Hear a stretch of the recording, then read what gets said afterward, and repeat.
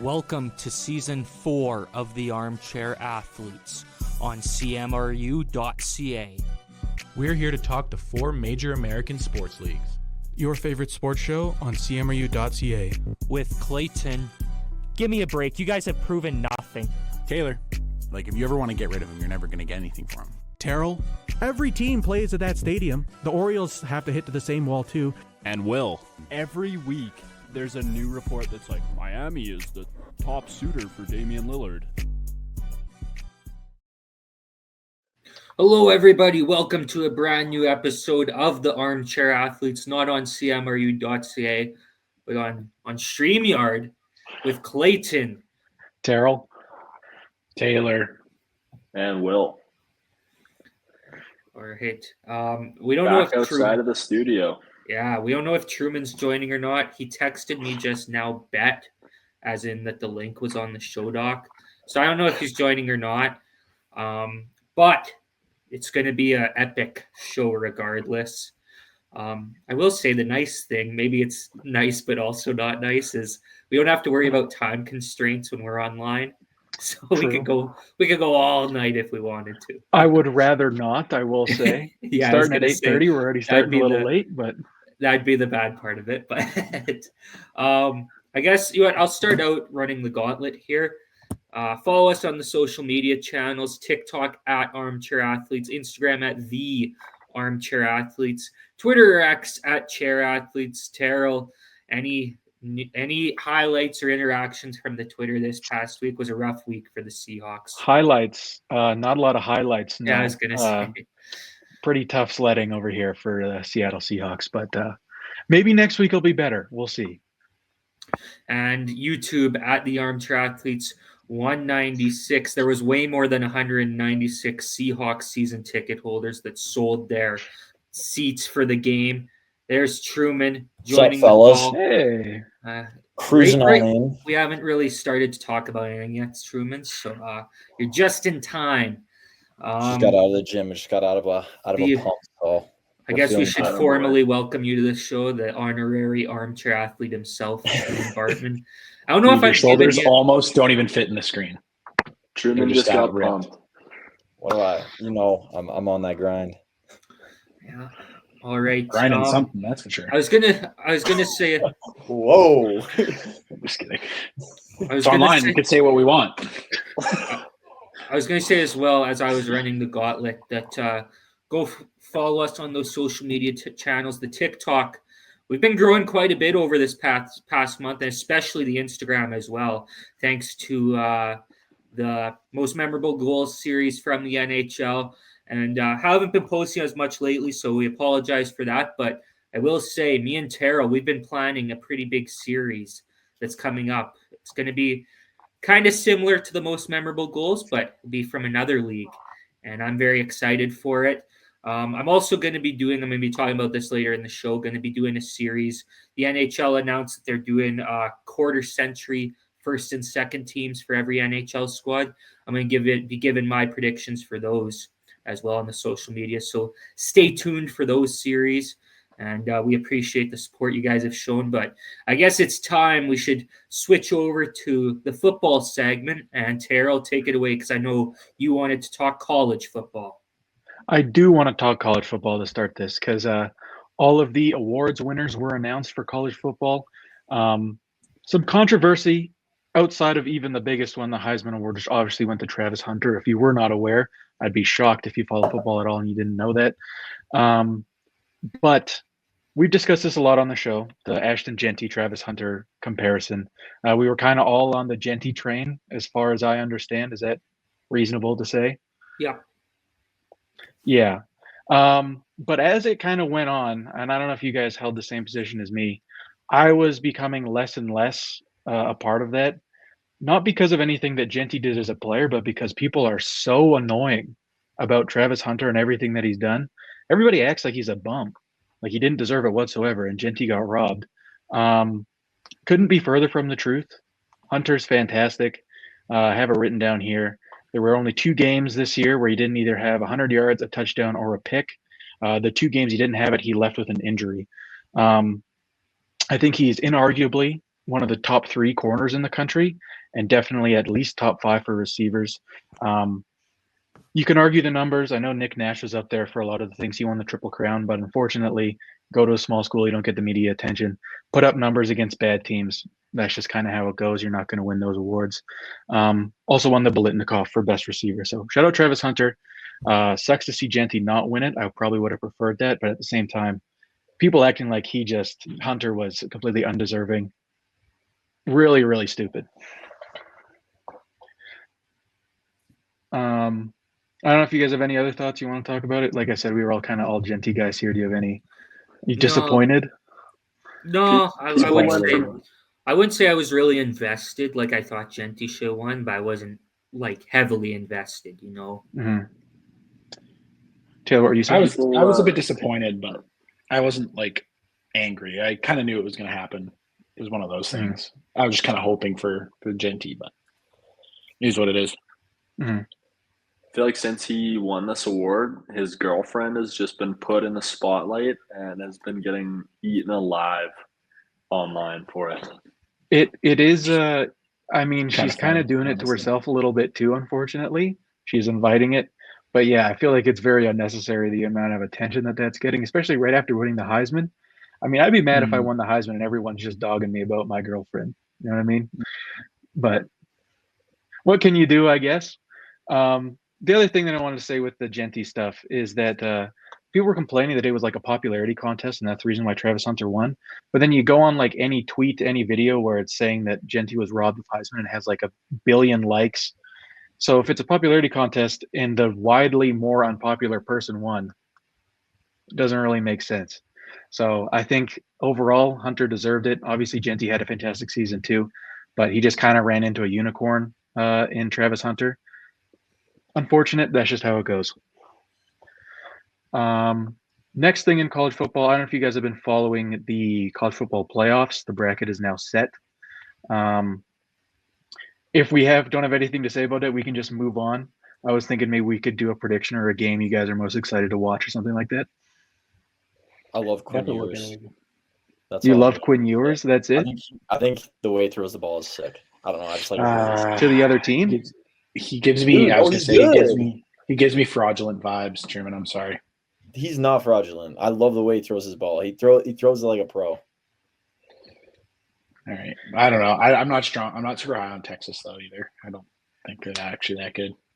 I think Arch is going to have a better year next year than Ewers did this year for sure. Probably. I would certainly hope so. Arch's stats are already good, and he only played like 3 games too. So it'll be interesting. But yeah, I'm excited. I hope it's a couple different teams in the Final Four, but we'll see. Just looking at it now, I mean, the game I'm probably most excited for, honestly, is going to be Indiana Notre Dame, because Notre Dame has a really good run defense, but they played some horrible competition, and Indiana's the same way, but the other way around, where they have a really good running offense, and they played horrible competition. So that's the one that I'm looking most forward to. Obviously, it's kind of, you got Clemson, Texas, Tennessee, Ohio State, SMU, Penn State, and then Indiana, Notre Dame. Indiana's got a medium quarterback too. Yeah, very true. So cool. I mean, I'm looking forward to it. I'm going to be tuned in. I was much more in tune on college football this year than I was previous years, so now I'm a little bit more invested in these playoffs. So looking forward to it. But if you guys don't have anything else to say about college football, we can move on to the NFL.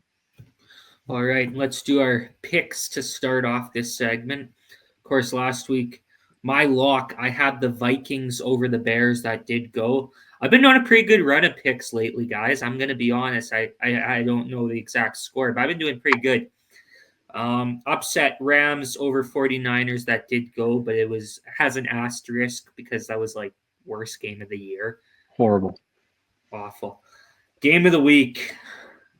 I had the Seahawks and the Packers.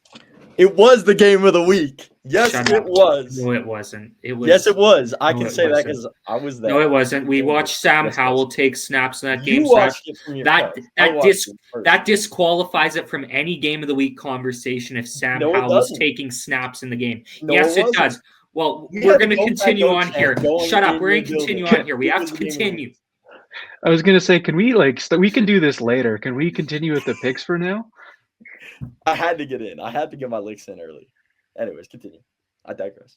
You don't think I knew that happened? But you know what? I'm a stand-up guy. I still invited you on the show. So I was gonna say inviting Truman on this week was bold, so props to you, That's Clayton. what I thought you were doing, and I'm like, oh, he wants me to talk about this, but well, I did. I'll go over my pick from last week.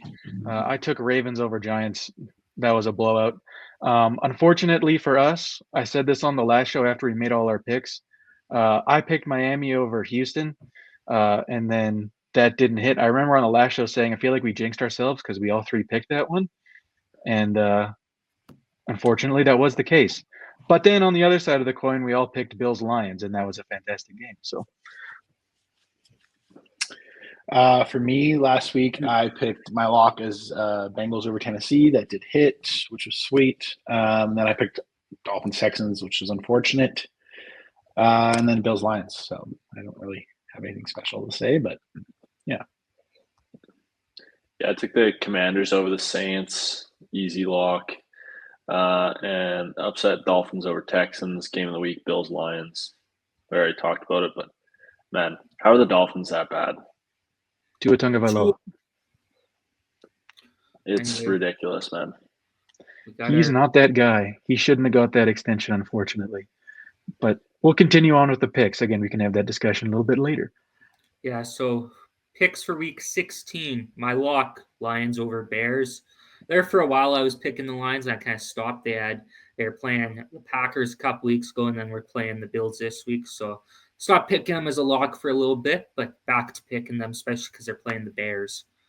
I know that they're injured. The Lions are injured to you-know-what right now, but I just still think that they're – I mean, I guess maybe I could swear. But you could. I don't know. I also don't want too much swearing in this show. Okay. What were you going to say? I don't know what you were I was going to say injured to shit. Oh. Plug your ears, folks. But no, Lions are injured, but I think this is still a very good football team. I still think this is a Super Bowl contender. I don't know if they're the contender, like I said before, but I still think they're a very good team, and I don't think the Bears are a good team at all. So, upset. Taylor, I'm taking your Steelers over the Ravens, especially if George Pickens is playing this weekend. I hope he is. I need him for one of my semifinal matchups for fantasy football.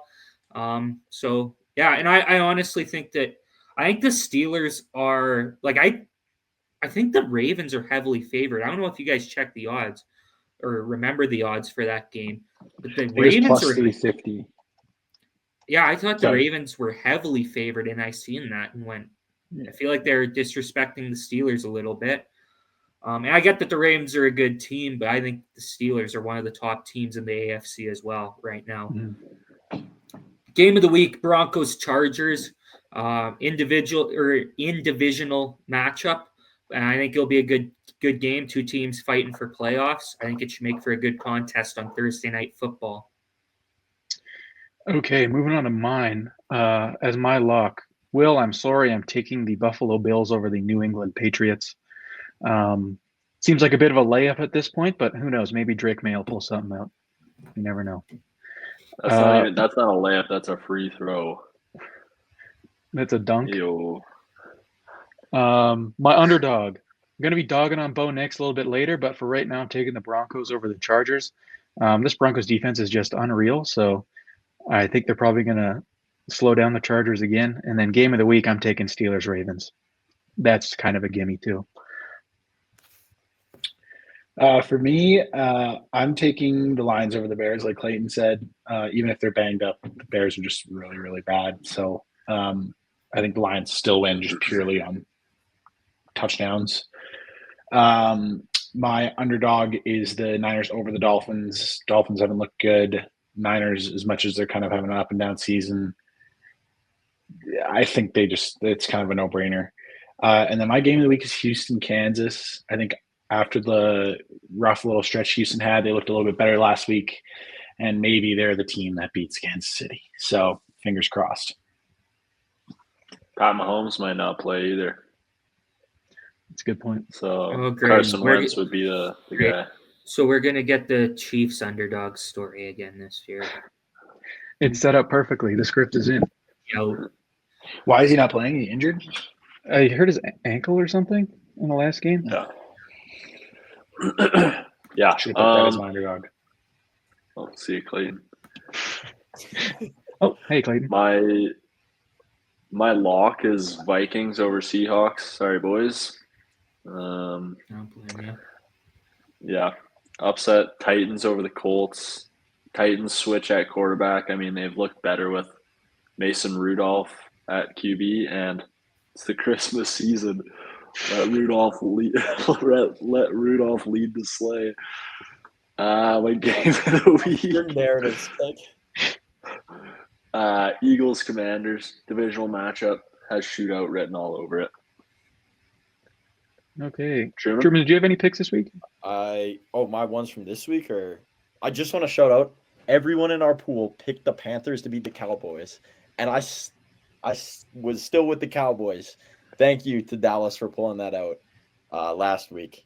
You So couldn't that- get I'm surprised you either. couldn't get any more unlikable, and now you're praising the Cowboys. Get Dude, the- the Cowboys have been helping me in a lot of different ways. They've made my year real great. I guess I'll just run. Yeah, I can run through my quick. Clayton, I agree. Denver Chargers game of the week. My upset of the week. Will, you said your lock was the Vikings. If Geno Smith plays, I'm taking the Seahawks over the Vikings. Vikings are so fraudulent. They're due to lose at some point. And it's going to happen when they meet Seattle. If Geno plays, of course, because Sam Howell's terrible. And my lock of the week is also the Bills over the Patriots. So sorry to dunk on Will in this segment, but that's All Dude, right. it's as easy of a pick as you could make all year. yeah. Yeah. Got to do what I got to do. All right, well, let's kick it off with the fireworks. Let's jump right in. We had a mini Armchair Athletes Civil War over the weekend. Seahawks, they got demolished by the Packers on Sunday Night Football. Final score 30-13. Truman, you were at that game, so I want to hear your analysis first. Talk about the atmosphere in the stadium. Talk about what you liked. I mean, obviously, your team demolished right from the start, the opening drive. But, I mean, kind of your review of how your experience went. So, boys, I know this going on the internet, so I'll try to keep my trip as private as I can, but I also want to give a bit of insight for people that are listening. So this is my first ever NFL game. Get to see my team in an environment that's supposed to be one of the craziest in the NFL. And leading up to the game, it was all that. Dude, from the moment I landed, there were Packers fans scattered everywhere. So I was sick. And then leading up to the game, just every bar you went to leading up to the stadium was packed. It was really cool. The lineup before the start of the game was nuts. First of all, the stadium's absolutely beautiful. It's as advertised. Stunning, from every angle. The field is incredible. And the noise, I've been to lots of hockey games in my life. I've been to a playoff game in my lifetime. No atmosphere ever like this one before. It was so loud in that place. Whether it was the entertainment or the cheering, just all of it was so amazing. And Green Bay, I gotta say, didn't expect it in one of the most hostile environments in the NFL, but we took over that place. We had the Go Pack Go chant going from the start. We had cheeseheads galore. It was a great thing to see. I wasn't nervous for 1 second because I was around all my fellow cheeseheads. And obviously, with going to my first NFL game on Sunday Night Football, it was extremely good to see my team not just win, but they flat out dominated in every way. From defense to offense, Jordan Love was solid. Josh Jacobs was elite. Everything was so great. Geno getting injured wasn't great. I would have liked to see a full game out of him. And DK Metcalf was horrendous, but the experience as a whole was absolutely bonkers. I met a punter's mom. Shout out to Daniel Whelan's mom. She's pretty sick. And yeah, it is the real deal. And I also got this. I might as well show this off. I'm not a fan of the 12th man, but Well, I think they should unretire the number after this past game. yeah, they were tired of Aaron Rodgers' number, even if he's not on the team. It's honorary. So we appreciate the Seahawks for doing that. So All right. no, it was great. It was great. It was fantastic.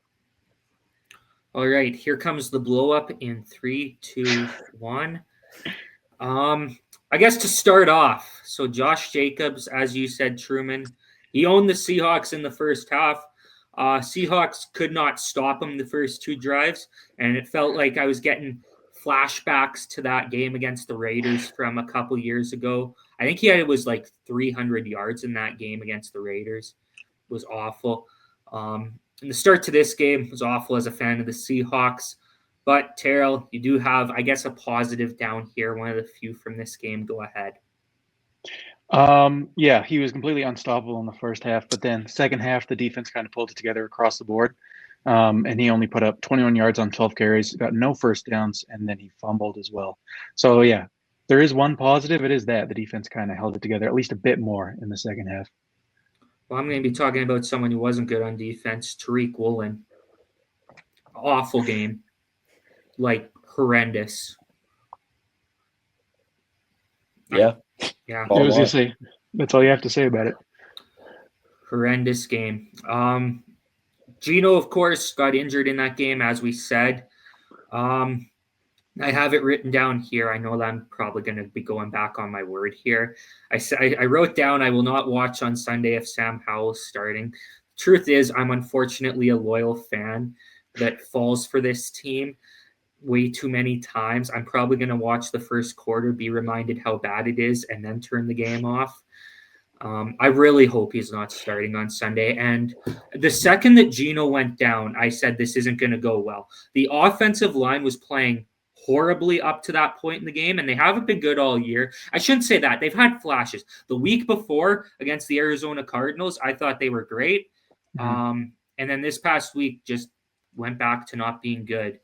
Yeah. And I had written down before the show that I think it's time for John Schneider to go, or at the very least, I know you had wrote it down, Terrell, maybe not go, but like his seats got to be one of the hottest in the NFL because we've had a bad offensive line for how long, and he has done nothing to solve it.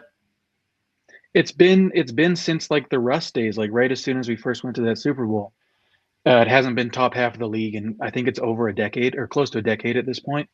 And his philosophy, he said it, is that guards are overdrafted and overpaid, and it's haunting the Seahawks dearly at this point. I think they have the lowest paid offensive line in the league. You get what you're paying for. It's just garbage, and it has been for a while. One thing I will say, though, is that Mike McDonald came out and said that Gino feels good, and he was at the walkthrough today. So they said he was out there at a significant capacity. So it might not be Sam Howell time yet in Seattle. Christ. I will ask too. I don't know what they showed on the broadcast. Did they show, like, when Gino left the field, did they just show that he was gone? Like they gone from the game? Like they showed him walking off the field. Did they show him walking back to the bench? Did you guys see that at all? I didn't see him. I think I probably shut off the TV by that point. So he actually walked back to the bench, threw the ball around a little bit, and then just sat down and called it a day. But he walked out without any help. So I thought that was a positive sign. I actually thought he was going to come back in the game because he kind of like jogged out, and I was like, oh, like I think he might be coming back. And then either he wasn't good enough to go, or the game was out of reach at that point. Like I did watch the press conference with Mike McDonald after. He did say Gino wanted to go back in the game. I said he's the toughest guy that Mike McDonald's ever coached. I don't know about that, but of course that always not that I'm doubting Gino's toughness. It's just the hyperboles like it's that coach always speak. get thrown around. Yeah. So what I'm guessing happened is Gino probably wanted to go back in the game. Seahawks realized we're probably not winning this thing, and just told him to take the rest of the night off. We don't want you to get hurt any more than you already are. That's what I would have to guess. And like at that point, the game they weren't coming back, especially with how that offensive line was playing. So there's no use in sending him back out there to get hurt. Trying to find what else I wrote down here from that game. By the way, I mentioned Sam Howell behind that offensive line. His pocket presence is non-existent behind that offensive line. So hopefully Gino's playing. I've got my fingers crossed. Very I want to predictable. talk about that atmosphere you mentioned, Truman. I imagine it was a lot of fun to be a Packers fan in that atmosphere. With that being said, the 12th man is dead. I think it's time to unretire that number. I think that the Seattle Seahawks should not. I think it would be shameful to push any promotion towards the 12th man after what just happened this past Sunday. I think it would be absolutely shameful. And I want to say as well, I am sick because it's not just the Packers. I watched the 49ers, the Seahawks' most hated rival, take over that stadium as well earlier this year on Thursday Night Football. The Bills took over the stadium. It seems like almost every opposing team that has a decent fan base takes over that stadium, and I'm tired of that as a fan of this team. And I'm sorry for caring, unlike the season ticket holders that sell their seats for these games. And I honestly think it's time for the organization to step in. It needs to be done. And listen, here's what I think. I think they should make a rule. Season ticket holders should only be allowed to sell one game a season. Now, I'm not saying that we shouldn't allow any opposing fans.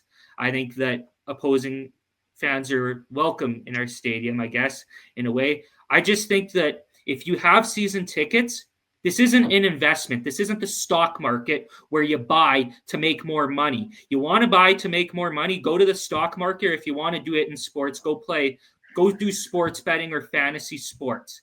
This is not an investment. You're buying season tickets, you should attend the game. I think that they need to step in. I think there needs to be a rule that you can only sell one game per season. And if you sell more than that, you should have your season tickets taken away from you. Apparently, there's a huge wait list as well. I think that that's completely unfair to the actual fans on the wait list that would attend every game. I know that a few years ago, Golden Knights were having this problem right at the start where they had fans from Canada having season tickets. They'd attend like 3 or 4 games a year and then sell the rest. And I remember there was one fan that went to the news about it because the Golden Knights took her season tickets away, or their family season tickets away.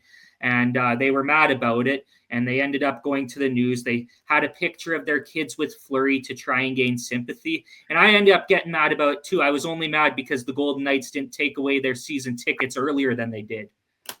I think that this is BS. I think that you buy tickets to attend the game. I'm tired of scalpers in sports. Yeah, you can tell I'm fed up with it. Can I make a point on this, Clayton? Yes. I'm not even trying to play devil's advocate here. Like, that's not my goal of this.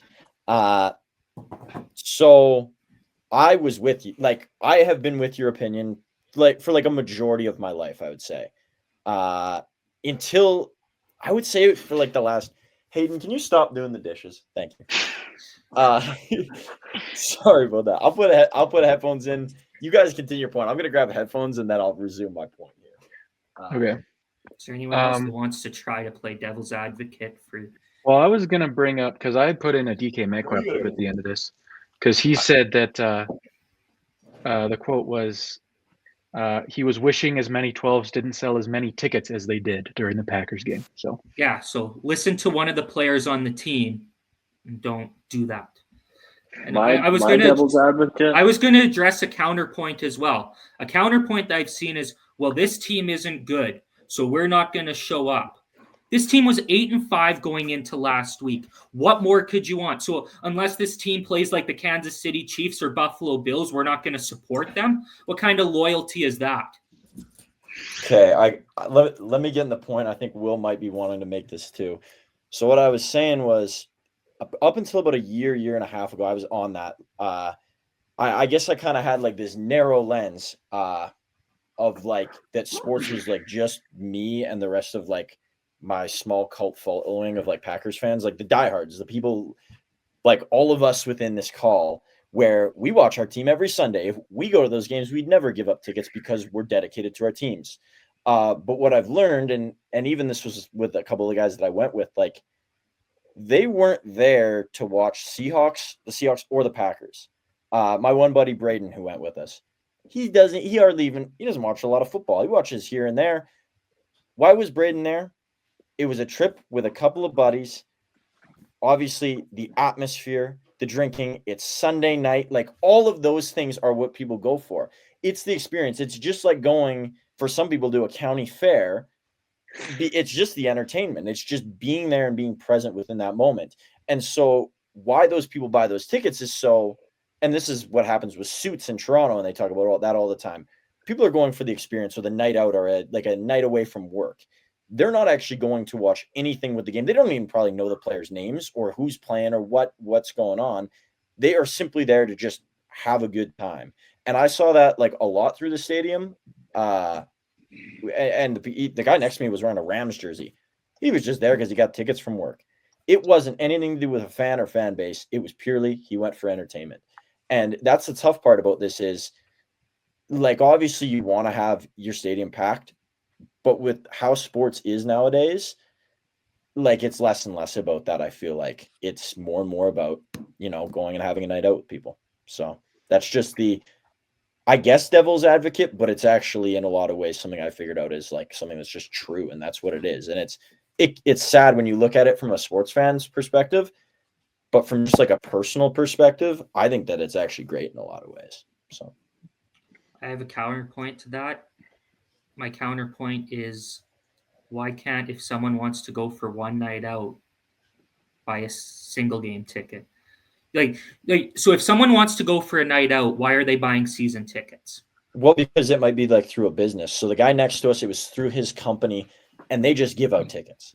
So my uncle's company buys a season ticket, and there's 4 seats up for grabs every Flames game. And it's first come, first serve. That I feel though is a little different from what I was arguing. I mean, Seattle's a pretty big corporate city for a lot of things. There's a Boeing factory right there, and there's a bunch of stuff. So who knows? Not trying to say every seat was because of that. Exactly. But you don't know how many of them were just people that were just workers or people that work for big companies that get sent out to watch the games or whatever. Yeah. Or people with money will spend it because they know they have other friends with money, and those other friends with money are going to pay for the tickets. And so, it's just something that happens. From my perspective, I'm not trying to sound like a person that's like above everybody else, but all the teams that I cheer for the most part, are very well-traveled teams. Steelers, 90% of the time, they're almost filling up just as much. It's almost 50-50, or if not, there's more Steelers fans in the stands at most games, besides maybe some rival games. Same with the Canadians. Canadians break the attendance record every year, basically, for the NHL. Always at home games, it's always Canadians fans. I was watching the game in Buffalo the other day. Yes, it's close, but it was probably 80% Canadians fans. And your argument of the team being bad is probably a little bit more valid in a place like Buffalo because they are for sure. Hockey. But it's just a lot different, right? Like every area is different. Truman is a fan of the Maple Leafs, and their MO is to give all their tickets away to corporate. Is it going to hurt Seattle financially? No, it's probably going to help them because they're still selling out their seats. Is it a bit sad? Yes, but I don't think it's something that needs to be shunned, because would you rather the stadium be 3/4 empty, but at least every single person in there is a Seahawks fan, or would you rather at least full with that atmosphere? Is my question. Taylor. Poetry. I agree with every single word you said. I get what you guys are saying. My argument here is, if it is for corporate, if that's the deal, then give the seats to, so my dad's company that he used to work for actually used to have seats for the Seahawks as well. And they would give them, but they gave them out every game or whatever to people. That's not what I have a problem with.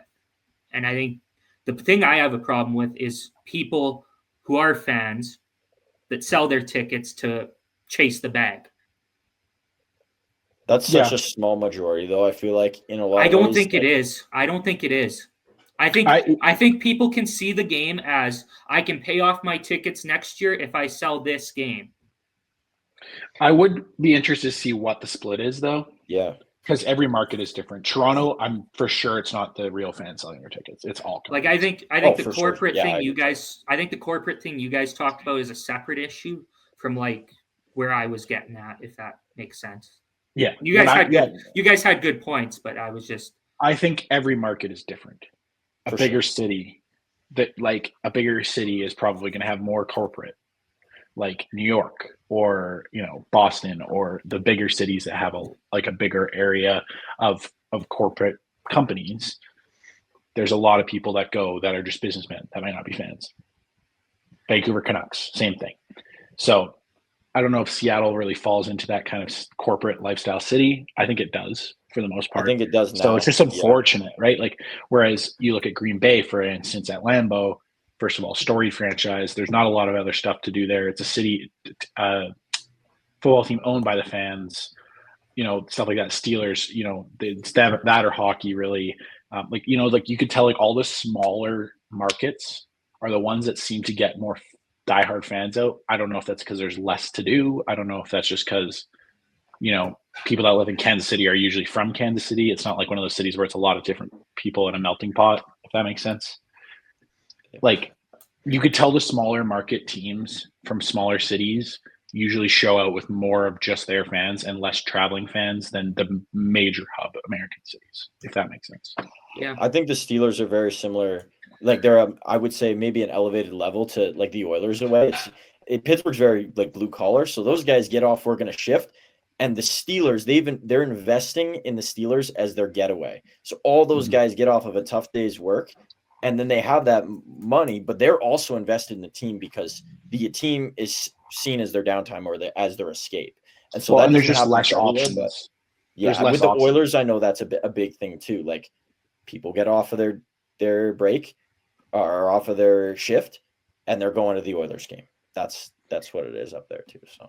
I like don't want to have this point drag on for too long because we have other stuff to talk about still. The last thing I will say though is that there was tons of videos, and Truman, I mean, you can probably attest to it, that there was a large amount of Packers fans at that game. The argument that Clayton is making isn't that it's wrong for there to be corporate season ticket holders and they just give out fans to random. And I will say, like, I'm not shunning the people that buy the tickets either. Take advantage of our season ticket holders doing a bad thing. Yeah, exactly. You know what I mean? But in my mind, season tickets, like for the fans, should be for people who are attending a majority of the games.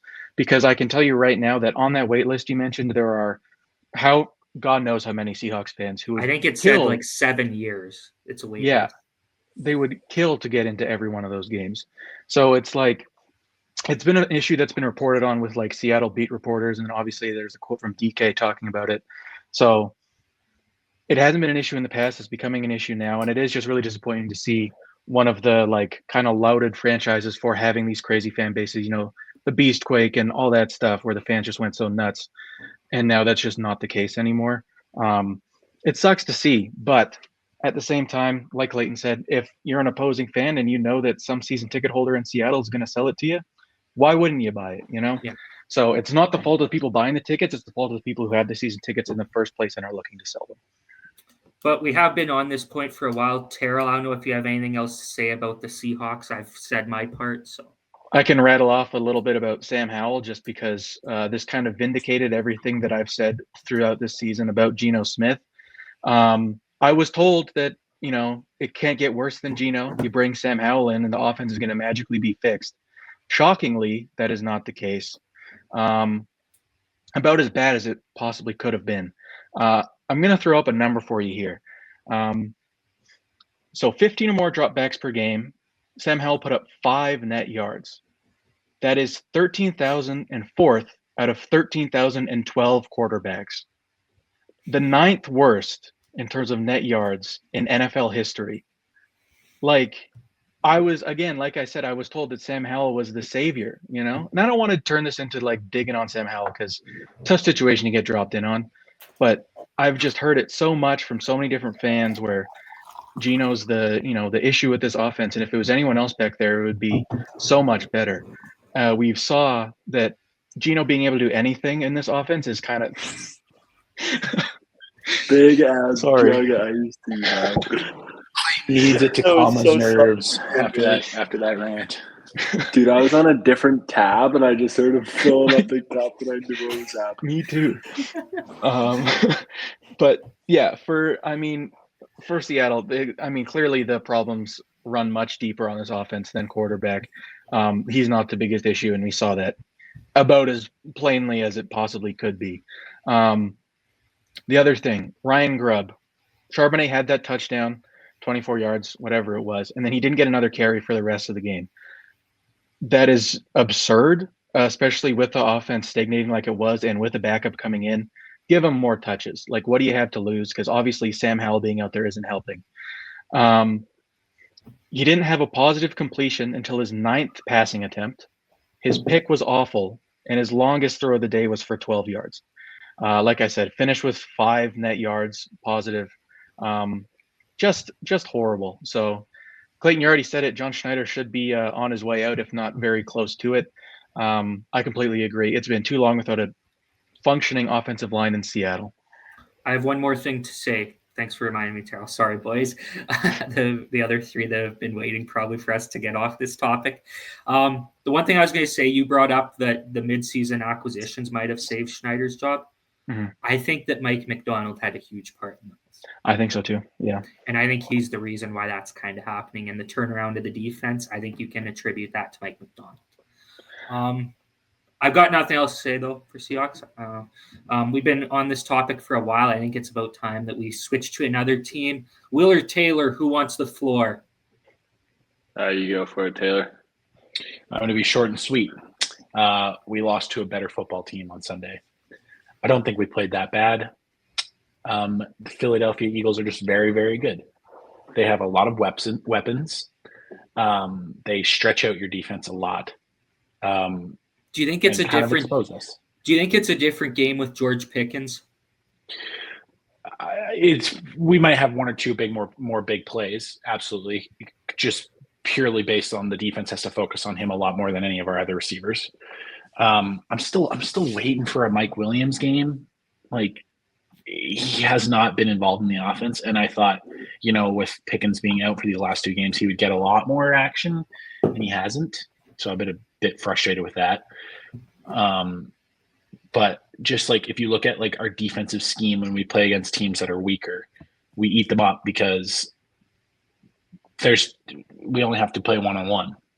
And then, our defensive line is one of the best in football, I think. So they have the time to, get to the quarterback, and it's a lot easier. Whereas when you have Saquon Barkley out of the backfield, 3 stud receivers, I can see why they're 11-2 or 12-2, right? Like, it's so much more of a task to play against those type of teams. A couple mistakes. The Najee Harris mistake was one that flashed me back to me not liking Najee Harris. But I mean, it's not going to change the entire game. It was just a bit annoying because that was one of the drives we were kind of chugging down the field pretty good, and then fumbles near the red zone, and then that was kind of the end of the game for us. So, yeah, we couldn't score as much as I was hoping to, but again, it's against good defense. It's just a better team. It was just a better team on that day. We didn't really compete. So one thing I will say about this game, I saw this stat come up. 2 offensive drives for the Steelers in the second half. That's the first time since 2009 that a team has only had 2 offensive drives. Ridiculous. That's kind of the Eagles' thing, is that they can just grind out games, kind of in the same way the Chiefs do. It's so painful to watch because they just sit there, get all the way down to the 5, take their 4 chances at the tush push and get it. Like they had one drive where they got the tush push and we stopped them twice on the tush push from the 1 yard line. And I was like, okay, the next thing we got to do is punch the ball out here because they're going to get, it's going to work. Like, you can't stop it 4 times. No one ever has. No one ever will. So I don't know. It's just a frustrating game. I'm not like super angry about it. It's just, you lose to good teams sometimes. And it's not that you weren't playing good. It's just 2 offensive drives in the second half. You're not winning a game unless you're up by 40 at half, which against the Eagles, you're never going to be up by 40 at half. So I don't know. As a Steelers fan, I knew that this part of the gauntlet was going to be tough. This last 4 games of the season are going to be tough. We clinched playoffs. So, hey, we're going to the playoffs. That's kind of cool. Even if we lost, because the Dolphins lost. So I think that propelled us into the playoffs. So even when you lose, it's kind of nice. Why are you laughing? We're texting back and forth. I was trying to tell Truman about our list for this episode, just so that he's informed. Okay, sorry. I just got he brought up a wish that it might be a little bit bad. We're not going to mention it. That's okay. The last- Sorry, go ahead. I was just going to say the last thing is that their final play or their final drive of the game was 88 yards and went on for over 10 minutes. So, like, ridiculous. you're not going to win that playing that way. And No. that's the thing that's frustrating about playing against the Eagles is you stop them on 3 out of 4 downs, and then it's just they get that one lucky play, and then again they sit there for 10 minutes and then barely get the first down, and then like you know what I mean, like it's just such boring football, but it works. So you just got to kind of tip your hat. Next week is another big test. Hey, we beat Baltimore already this year. We have their number, so as long as we don't get exposed, which Baltimore games make me nervous that we can get exposed, even though it hasn't happened in a long time. It still makes me nervous. But honestly, from the rest of the schedule, the game I'm most confident in is the Chiefs, because I would love to be one of the teams that gives the Chiefs another loss. And I feel like with our defense, if they play to their ability, Mahomes is going to have a tough day. So I'm really hoping that when that game comes around, it's a good omen, but we'll see. I'd take that as an upset in our pool, Taylor. I really like the Steelers that week. So Wouldn't shock me. I don't know. I just feel like this whole year the Chiefs are squeaking by with 15-point showings against mediocre at best defenses and mediocre at best teams. Am I saying the Steelers are an elite team? No, I don't think so. I think they're a good team. I don't think they're an elite team. I think they have a more closer to an elite defense, so it'll be exciting to see. But we don't have to talk about that yet because it's a couple weeks away. But go ahead there, Will. Oh, yeah. Patriots are just embarrassing to watch. I mean, I'm saying the same thing every week. It's like a broken clock, but I mean, Drake May is good. You guys probably saw it by now, but that little shovel pass to Pop Douglas, left side touchdown was unbelievable. And people have said it. When I saw it, it was a little Mahomey, man. That's what I said. And it was beautiful. That's like the only play you can watch on offense last week where it was like, wow, that was great. Other than Drake's other touchdown. Maybe another pass, but like it's just brutal to watch. Once again, Gonzo was great. Put Marvin Harrison Jr. in jail. But I mean, other than that, shout out to Hayden. Yeah, shout out Hayden. Yeah, I don't know. There's been this question going around on like Patriots Twitter, and it's like if there's an expansion team that came in and you could only like for sure lock down 10 players on your roster, who would they be? And for the Patriots, it's actually a tough question. I was going to say, do you have 10? Dude, I think if you have 10, 3 of them are special teamers. I was going to say your punter probably. Punter, like Marcus Jones as the return man, and maybe Brendan Schooler. This is like the defensive special teams guy. Like that's actually that's a disgusting sentence to say. Are you bringing the water boy along, maybe? Dude, Waterboy's number 3 on the list. So I don't know. Patriots continue to be bad, and that actually would be an interesting list idea. Make it better. Yeah, I think it would be good, but it might be a tough watch on Sunday. Yeah, that's okay. Okay, I think we can move on to the rest of the league. We might as well start. I mean, we're talking about the Bills and what they're about to do to the Patriots. Let's talk about what they did do to the Lions this past week. Josh Allen still out there playing hero ball. That game was ridiculous. His like weird little like chest pass, like I don't know what he was doing, but it works. So shout out to him. And this Lions defense is just so banged up at this point that it's really making me concerned for them heading into the playoffs. But at the same time, it's just Josh Allen, and there's like not much you can do regardless. I saw they were supposed to get Anzalone back and a couple guys next week, so it might be a bit better. But. Aleem McNeil is going to be a gigantic loss for them. Like that is horrible. Carlton Davis too. There's one other guy. You have it. David Montgomery. Oh, Montgomery. Yeah, Montgomery's out too. You're right. So it's just a tough stretch Let for Gibbs cook right then, there. I guess. Hey, it's going to be a let Gibbs cook kind of moment. Yeah. Which hey, we'll see. I guess it wouldn't be the worst thing in the world when you got another running back like that waiting behind him. But yeah, I'm more concerned about this defense than anything else. I think the offense is going to continue to kind of hum along. But yeah, this defense banged up already, and then obviously losing a couple of key guys as well. So tough look for the Lions. Yeah. And Terrell, you had wrote down how you think it impacts Detroit as NFC contenders and Super Bowl hopes. I wouldn't say they're the favorite anymore in the NFC for me. I think they're still a contender. I think they'll make it to the NFC Championship game, but right now I'm leaning towards the Philadelphia Eagles. Yeah, I would say so too, especially like we just talked about, the Eagles are able to grind out those games and just like wear down defenses like that. And if your defense is already banged up, you just lost a big run defender in Aleem McNeil. Doesn't help there. So I think if they match up in the playoffs, I would pretty handily take Philadelphia at this point. I heard a good quote over the weekend. It is that the Lions and Eagles do things very similar in offense. The Eagles just do it better. And so I think that is what, the injuries aside, I think that is why they are the team to beat in the NFC right now. Mm-hmm. Do we want to move on and talk about the other MVP candidate, Lamar Jackson? Because I don't think the MVP race we talked about last week, I don't think it's a foregone conclusion just yet. I think Lamar Jackson still has something to say. He proved it this past week, throwing 5 touchdown passes in the win for the Baltimore Ravens. Yes, it was against the New York Giants, but impressive performance anyways. Terrell, I want to know your thoughts on this MVP race. I know you're a big Lamar Jackson guy, and I also know you're also a fan of Josh Allen. So. It's kind of the same spot that it was in the past. Like, obviously, both won their games, both had fantastic performances, but it's still the same thing where Lamar has Allen beat in pretty much every statistical category. It's just going to come down to who ends up having the better record, I think, because it is going to be neck and neck, and it is going to end up being Josh Allen.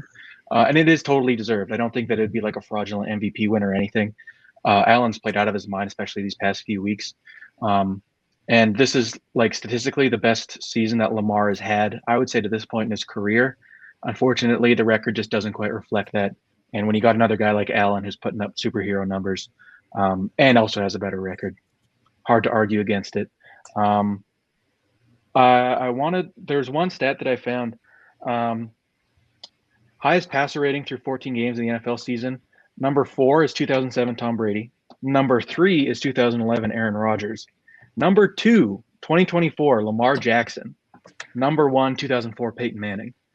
So, like, even as good as Lamar has been, I feel like it's not quite highlighted how dominant he has actually been. He's been unreal this season. So, again, I do think Allen's going to end up winning it, but at the same time, I think Lamar is just as deserving. I did not know that. I'm a big passer rating guy, so like that to hear that, because I remember how dominant. Like the other two, I didn't obviously get to see because they were like a little bit before my time. But watching 2011 Aaron Rodgers, obviously, like that season, I was like, that has to be the standard for like regular season QB play. So like to see that his passer rating is even better than that is nuts.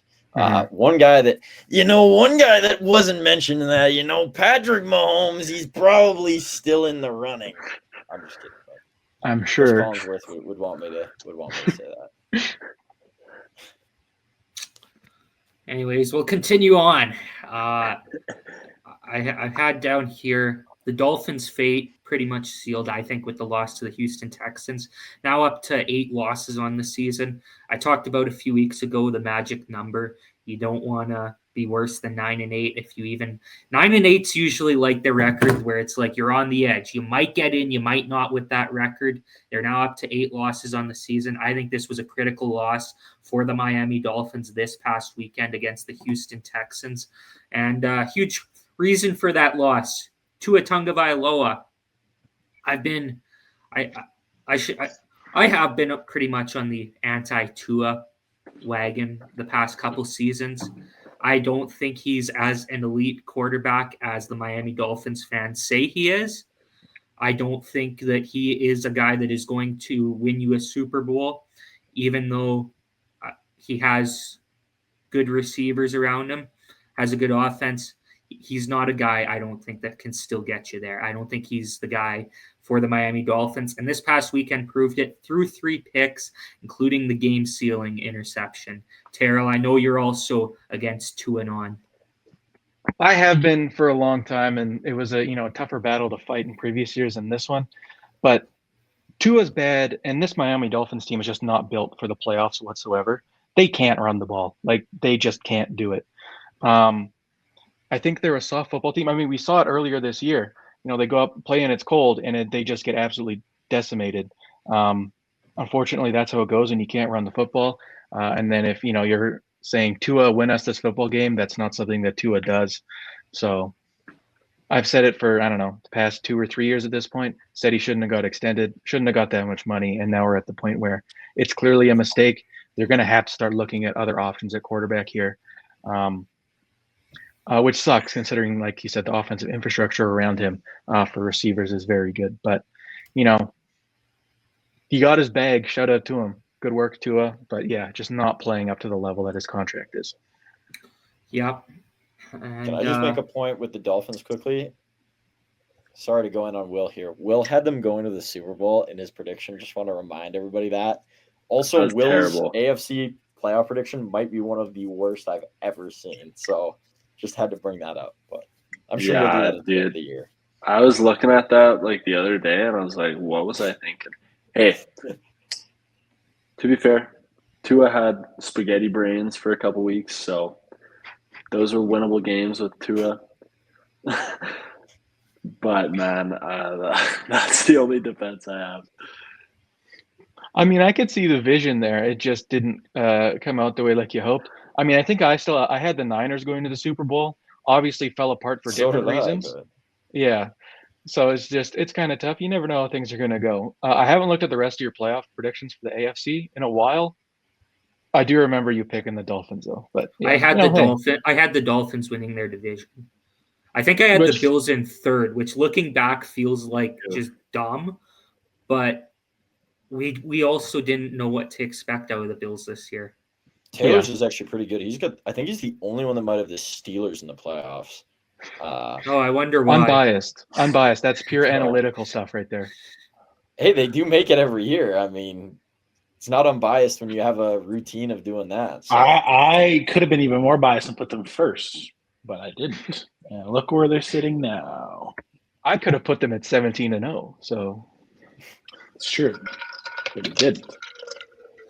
No, I'm not that biased. I'm actually looking at this right now too. It's a bit interesting. Taylor, your picks actually aren't bad. Will's AFC is. I don't know. My AFC. I don't see Clayton's here still. I don't see Clayton's. I was wondering about that. We all had Dolphins in the playoffs, right? Is this down at the bottom of the document y'all are looking at? Yeah. Oh, okay. I was looking at. I was thinking maybe you guys found the graphics on the. Taylor's only miss could be the Dolphins. The Bengals can still get in technically. I don't know. AFC West. I have Chiefs, Chargers, Raiders, and Broncos in last. So that's not very good either. Yeah, mine is terrible. I had Dolphins, Jets, Browns, and Colts all making the playoffs. We all missed the mark with the Vikings. We all had that. Well, nobody would have guessed that.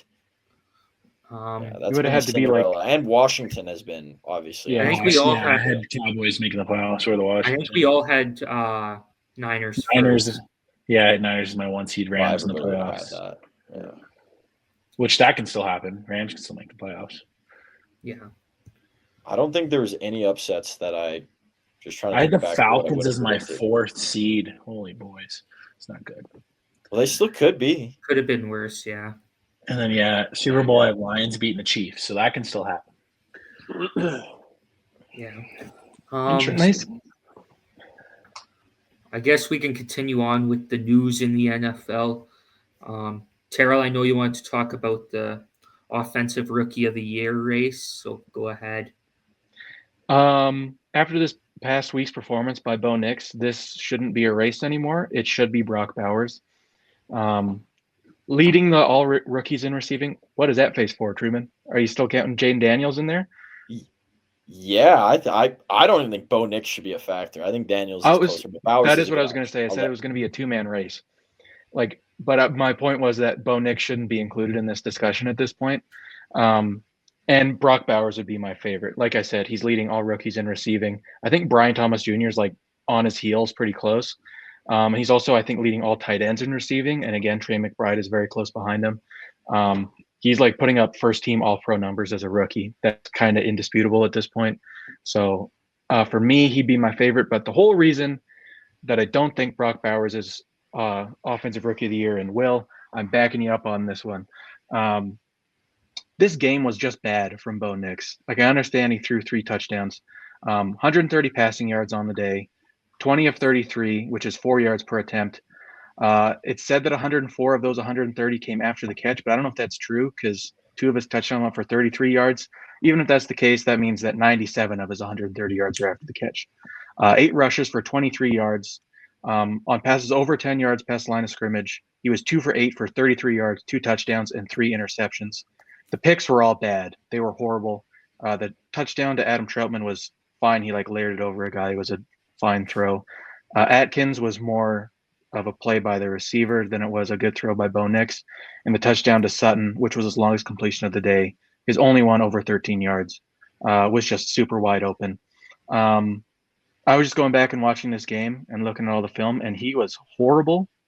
Like, I understand that, you know, you got to have quarterbacks in there for this award, but at this point, I know Jane Daniels kind of slowed down. He is so clearly far ahead of Bo Nix in this race, and is also a far better player in my opinion.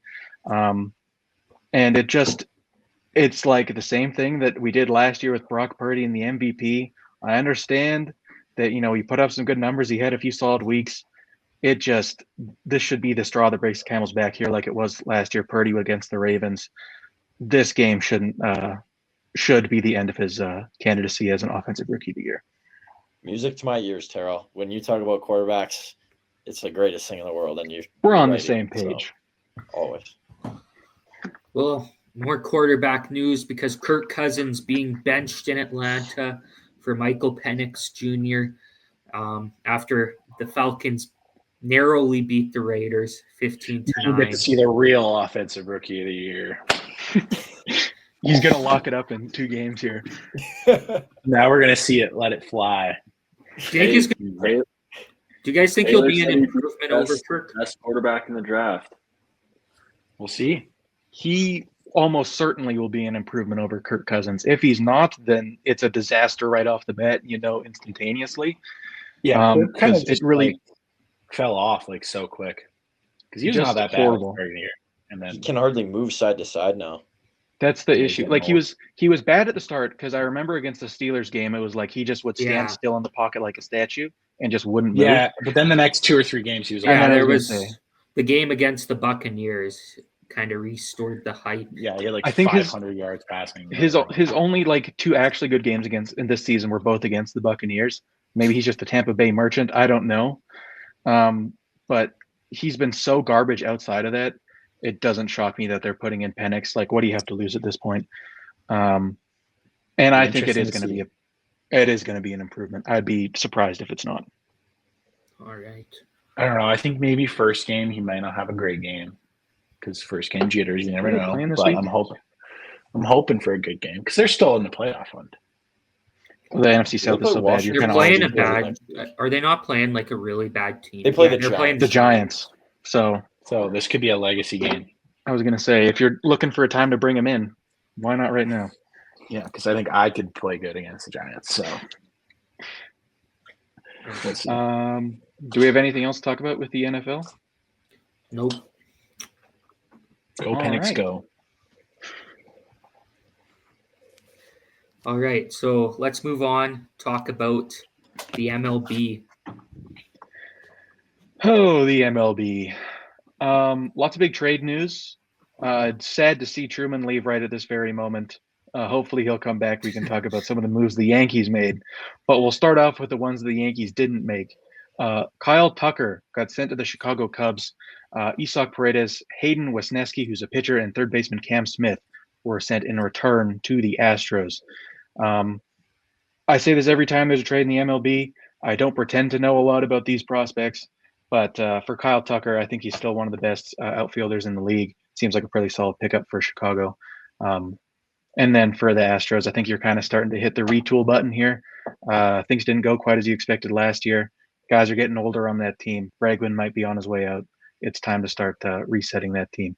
More news involving the Astros. Nolan Arenado, who is looking to be dealt out of or away from the Cardinals, has blocked a trade to the Astros. He has a no trade clause in his contract, and he said no when they offered him a deal. And he said that the different kind of standards he has for his teams, he wants to play for a World Series contender. He wants to win more as he's getting older, and he's willing to play other positions to help make a deal happen. He says he has 6 teams in mind for a trade: Dodgers, Padres, Phillies, Mets, Red Sox. Knowing the criteria being I want to join a World Series team, the final one here being the Los Angeles Angels is a bit confusing to me.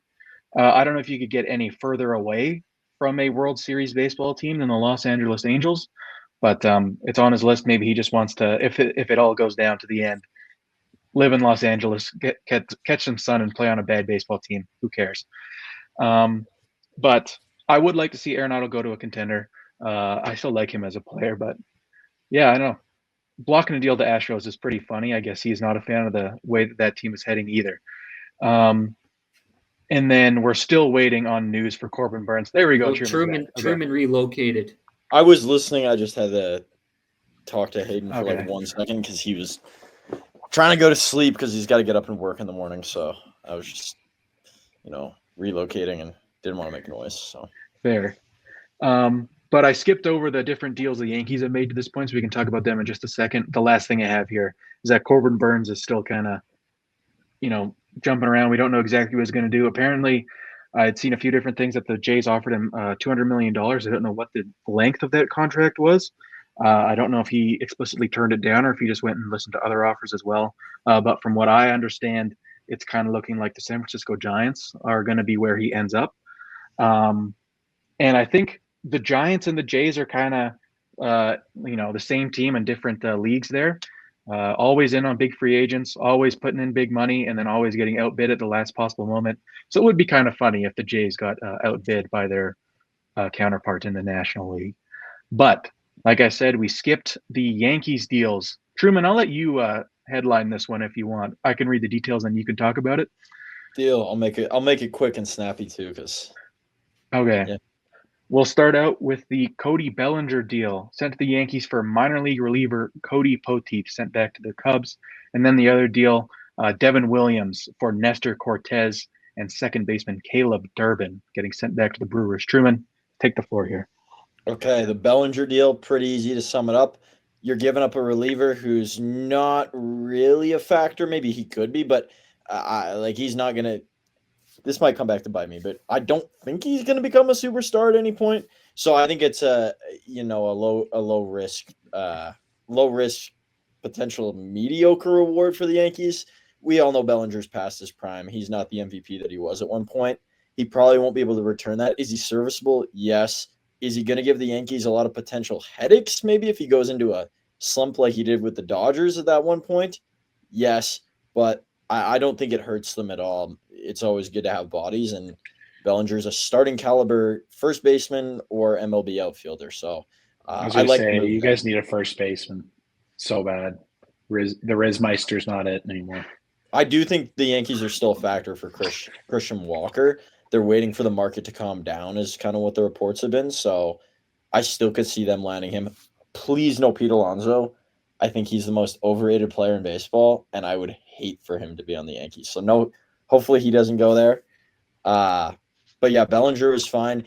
Devin Williams, on the other hand, it's weird because he's still fairly young. He's been a dominant closer throughout his career. He obviously was it this year that he struggled in the playoffs? I don't know. I don't know if it was this year or the year before, but I know he in one of the past 2 seasons punched a wall after they made the playoffs and broke his hand and knocked himself out. That's what it was. Yeah. Yeah. Honestly, I watched they interviewed him. I feel like he doesn't even really want to be a Yankee. I don't know. That's just kind of the feeling I got. Maybe he's just monotone and it is what it is. I think he'll be good. I think it takes a lot of pressure off of Luke Weaver, which I like. I think they'll make a nice little 1-2 punch there, and to have that firm, this is our closer guy from the start of the year, instead of scrambling around. And then, I mean, they got lucky with Luke Weaver. They really did. And you can't bank on that. So I think having that stable body in there will be really good. Giving up Nestor, we signed Max Fried for a long time, and there wasn't any room. I love Nestor. He'll never be like, it probably won't be an all-star again. He's a serviceable, like, bottom of the rotation guy. I really enjoyed Nestor. He's a fun pitcher to watch. He's funky. He brings some life to a pitching staff. But at the same time, not the biggest loss.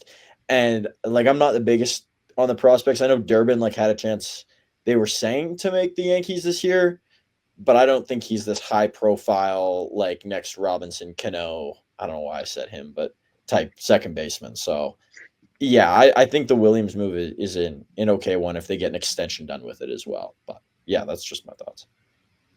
Fair enough. The last thing with the Blue Jays is kind of just me saying the same thing I've been saying. Please, for the love of God, sign Vladimir Guerrero Jr. I don't care how much money it costs. I don't care how long the deal is. Just have him be in Toronto for next year, please. He's the only reason that this offense is watchable last year. And I don't even want to think about what this team will look like if he is not batting somewhere in this lineup. I would say I don't think it could get any worse. If Vlad is not on this team, it will get worse. So Ross Atkins, I don't know if you got to dig into the couch cushions for pennies or what, but whatever you got to do to make it happen, do it, and do it fast, please. That's all I have for baseball. We can move on. As much as I dislike the Jays and like dislike Vladdy at times, I will pitch in money for him to stay with the Jays as long as he is never wearing a Red Sox uniform. I can't handle it. I don't want to see it. The Jays can keep him for forever. Just I never want to see him as a Red Sox.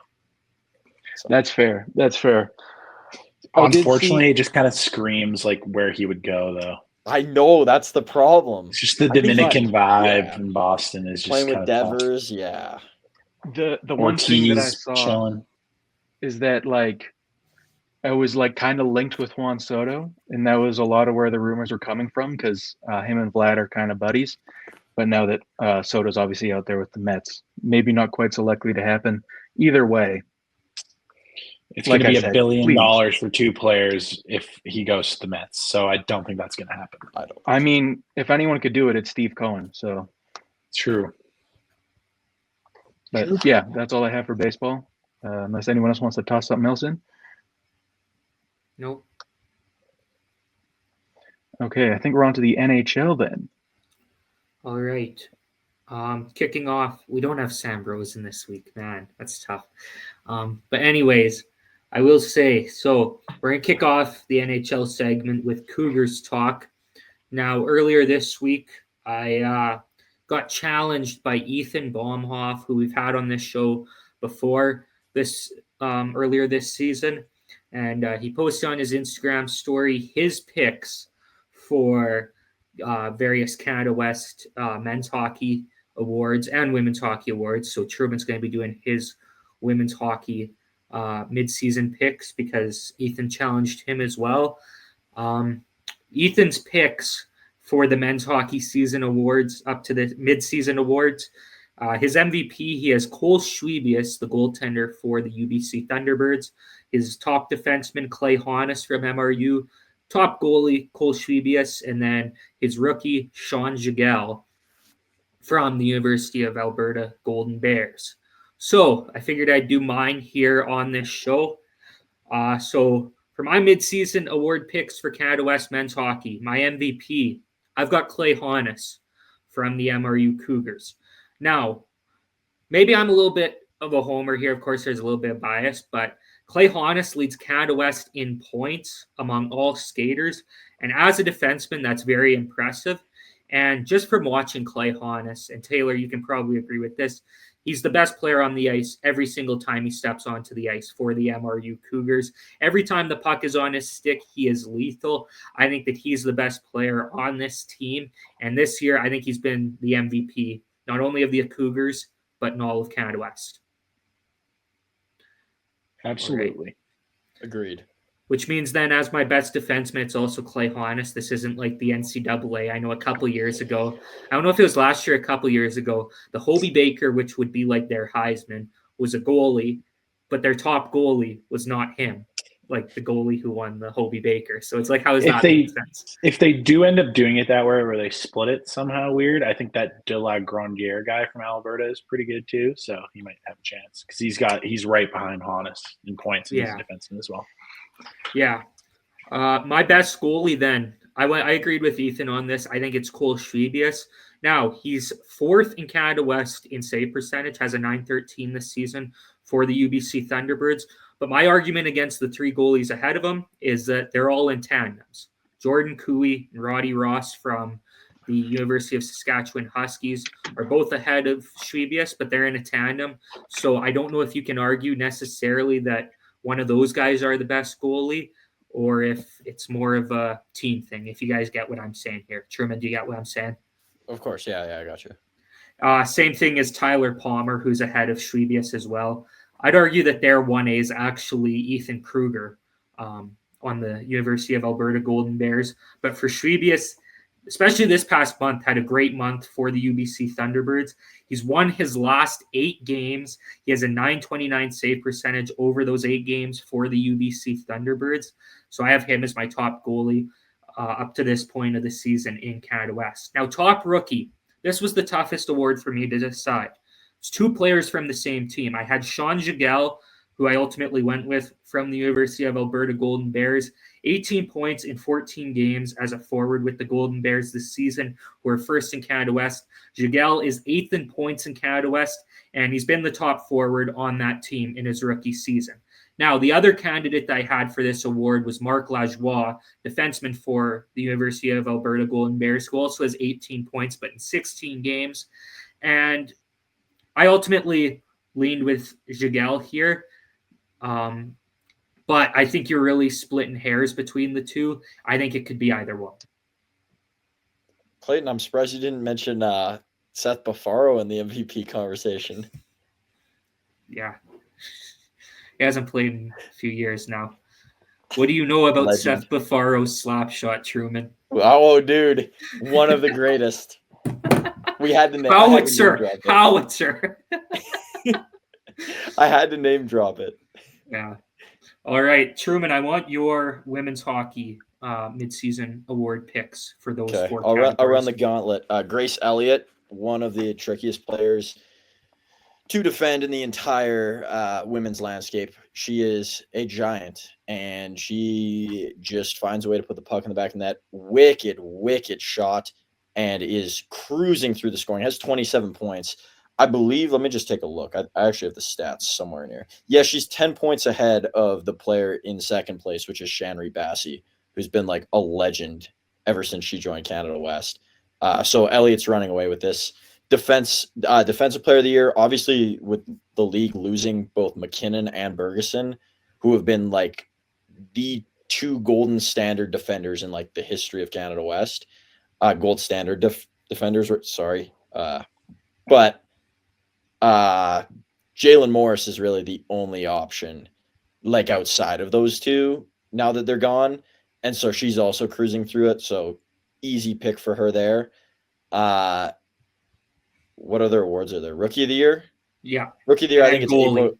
Yeah, Rookie of the year, it's easily April Clarenbach. She's leading in points. If Dara Thompson had played more games, maybe it would be her. Maybe that's the greatest mystery in all of U Sports this year. I'd like to go in depth, but just in case someone on the team sees this video, I'm not the coach, so I won't break it down too much. Livia Butts has had a great year as well. And then there was one other player that I wanted to include in there, and it has escaped my mind. So I'm not sure who that player was. Sorry to you, but I'm going to go with Clarenbach. Our goalie of the year, I don't need stats to tell me who the goalie of the year is. Simply watch tape. She's probably deserved it years before this, and that is Caitlin Ross. Call me a homer. Call me a super homer, because obviously we grew up in the same community. But Caitlin Ross is the real deal. She is one of the best goalies in all of Canada, one of the best players I've ever seen since working in this league. She's the real deal. And you can give me all the intangibles about Huggins or Glover. One, Glover's played less games. Two, Huggins has played more games. So, and we know what UBC is as a team. So obviously Huggins' stats are going to look like a little bit better. This should be Caitlin Ross by a landslide. No if, ands, or buts. And if you want to learn more about Caitlin Ross, self-plug, just dropped an article in the Reflector. Had a chance to talk to her. So go check that out. Yeah, it's about her journey through U Sports and potentially moving forward into the PWHL. So she would be my pick for that. I'm going to do this really quick because I don't get a chance to usually shout out players from U Sports Women's Hockey on here. Just going to shout out a few of my favorites that I think are going to have a big second half of the year. Caitlin Perlinger on the U of C Dinos women's team is the closest thing we have to Quinn Hughes. She's going to be really good. Once the points start falling, she will be one of the best defensemen in our league. I'm excited to watch her play. Their defense core as a whole is really good. I think Sydney Mercier has a big bounce back in the second. Points haven't been flowing for her, but I'm excited to see what she can do. And then from the Cougars, Summer Fermarata is obviously one of the best defensive defensemen in the entire league. So I'm excited to see her. And UBC Cassidy Rhodes hasn't played a game this year. When or if she draws back in the lineup at some point, she will be a difference maker. She's a very fun player to watch, and we'll be excited to see her return to the rink whenever she does. So.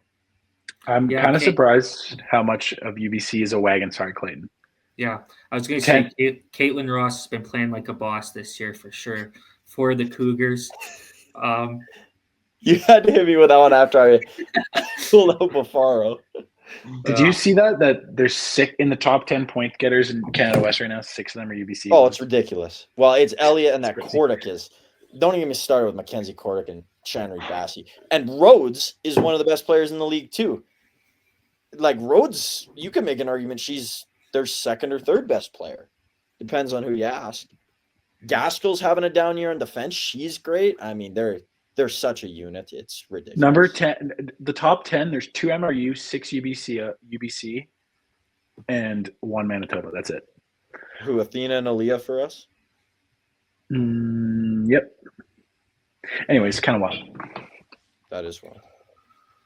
All right. I think we'll move on to the news in the NHL. The most electrifying segment in all of sports talk radio, the news. I was going to talk about the quarter century teams, but I talked about that at the start of the show. I will say, though, the one team that I think surprised me that they're actually going to name a team for, they're doing the Arizona Coyotes and they're doing the Utah Hockey Club. So kind of interested to see how that goes. But I guess we're going to open up the news with a team that's on the downswing, seems to be on the downswing all the time, but I don't know if they've hit a new low, really. They've had many lows in the past that have been pretty bad. So I guess this is kind of just happens for them. The Buffalo Sabres, their losing streak now at 11 games after the loss to the Montreal Canadiens last night was a 6-1 loss in Montreal. Patrick Laine with the hat trick in that game for the Habs. Laine now up to 6 goals, 7 points in 7 games since returning from injury. You love to see it. I know you probably do as well. Power play demon, we could say. It's actually so exciting now that when another team gets a penalty on us that we can actually maybe score on the power play, especially now. Like, he's dangerous. He's really dangerous. And if he starts getting found out on the power play, Cole Caulfield's not a bad second option on that power play. So it's been good so far, and I'm excited. Open play, he's not looked great. He's still a little sluggish, I think. He's still getting his feet under him. But, hey, if he wants to just sit on that dot like Ovechkin and rip him home, I'm fine with that. Taro, what just happened? I was just scrolling through my Twitter looking for some Seahawks stuff. Tweet from Adam Schefter. Seahawks running back Zach Charbonnet did not practice today due to an oblique injury.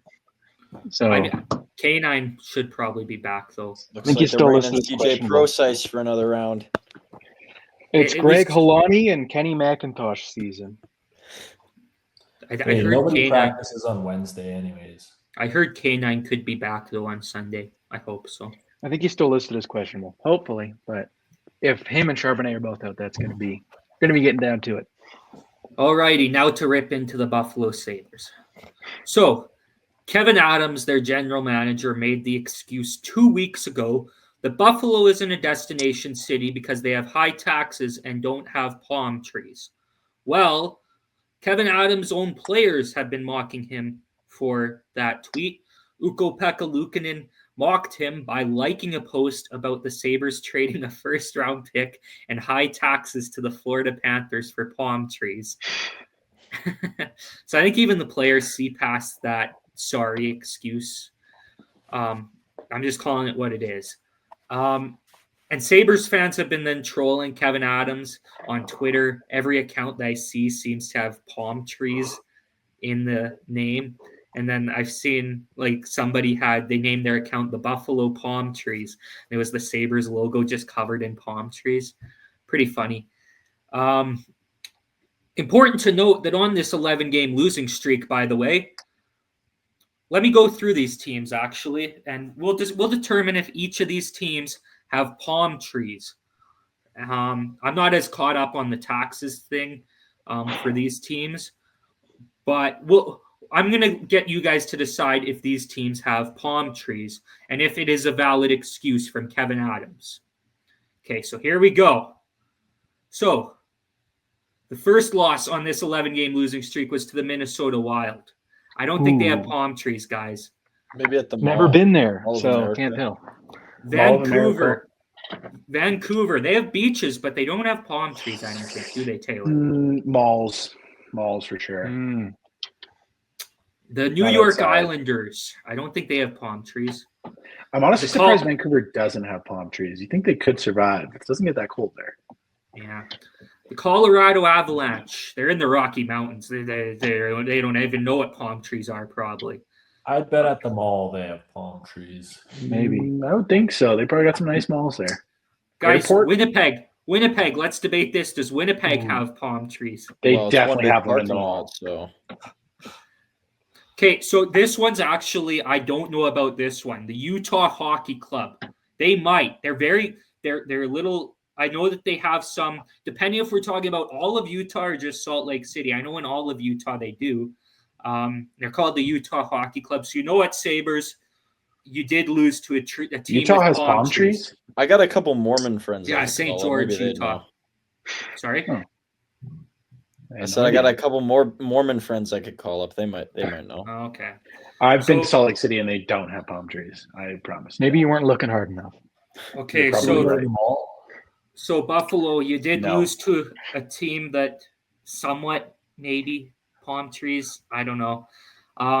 So you get half a point there. Detroit, no. The New York might. Rangers, they don't have palm trees. They They definitely have are them a in their mall. concrete jungle, though. True. There's no way they don't have any palm trees in any of their malls. They have the most malls, so the chances are a little higher. No, what I'm talking about is like actual palm trees. Natural grown. Natural grown. Yeah, that's fair. Washington Capitals, they don't, I don't think. Toronto, they don't have palm trees. Montreal, they also don't have palm trees. They're Definitely playing not. the Leafs this weekend. The Leafs don't have palm trees, so we could. Can I just say this now? They're going to beat the Leafs. This should be perfect. This is the But the Leafs storyline. already beat them, Truman. But here's the same thing. This is losing streak's going to end against the Leafs. It's how it works. There's only one team that's a bigger joke than them, so Well, they'll maybe stoop down to that level. maybe you guys should get palm trees too. Actually, apparently palm trees don't even matter to beat the Buffalo Sabres. So Clayton, I have a question for you. Yeah. Do you think that they can rival the highest or the longest losing streak in NHL history? Do you think they can get to that point? what even is it? Is it not Eight. eight? It's 18. Yeah. Set by. Did they not have that 2021? No, It was wasn't. 2020, 2021, and then Yeah. the 03, 04 Penguins also did it. They're going to 20. That's the money ball. Why not? Run it up. Oh man. Yeah, so I'm sorry, the palm trees thing, we've kind of proven it's an invalid excuse from Kevin Adams. But he did make a quote in that same press conference that I kind of agreed with. He said, you have to earn it. For me, it's really simple. Yeah, it's really simple. We're about to come on 14 years of missing the playoffs, but it's easy. The solution's right been under our nose this whole time, guys. You become a perennial playoff team. You make the playoffs.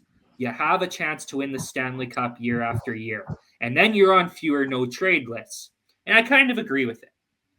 I agree with it because we've seen it with the Edmonton Oilers. They've started to win. Players want to play with Connor McDavid. They want to play on a cup contending team. My issue, though, Kevin Adams, is you don't bring yourself closer to playoffs or the Stanley Cup by trading a second-round pick, which turned into Cole Hudson, who I think is a very young, promising defenseman. Truman, I think you feel the same way about Cole Hudson. You don't trade that for Beck Malenstein.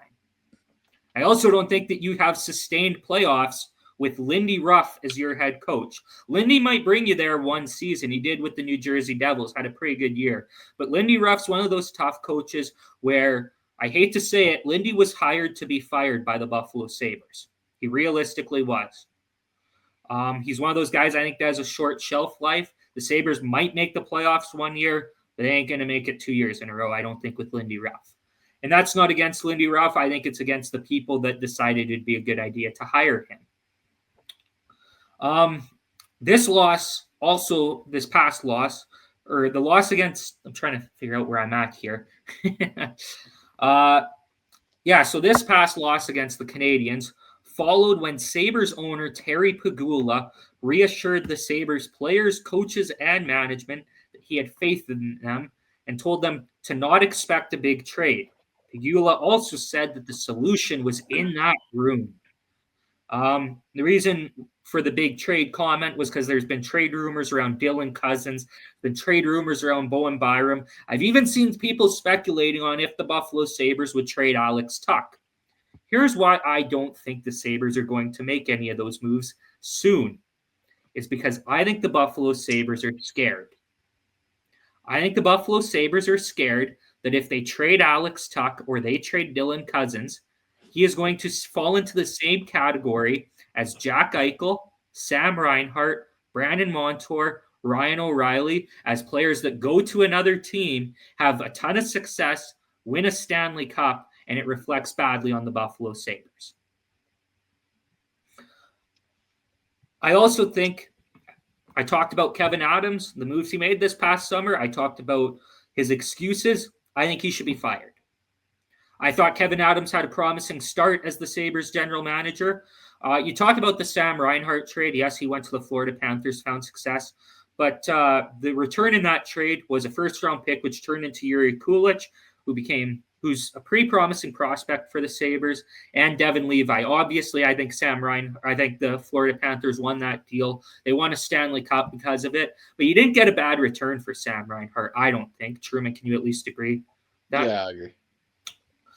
So I think he did good at the start, but this past summer was disastrous in a year where the Buffalo Sabres, they need to make the playoffs. They need to restore some faith in their fan base at this point. I don't think they can go through another complete rebuild. Like, I really don't. I don't know how you expect to have the support of the fans doing that again. But my question is, do we actually believe that if the Buffalo Sabres fire Kevin Adams, which seems like the logical thing to do, are they going to hire a good GM to replace him? Because at this point, since Terry Pegula bought the team in February 2011, they've gone through 4 different general managers, and they're on their 8th different coach. Keep in mind, 2 Lindy Ruff head coaching terms during that span.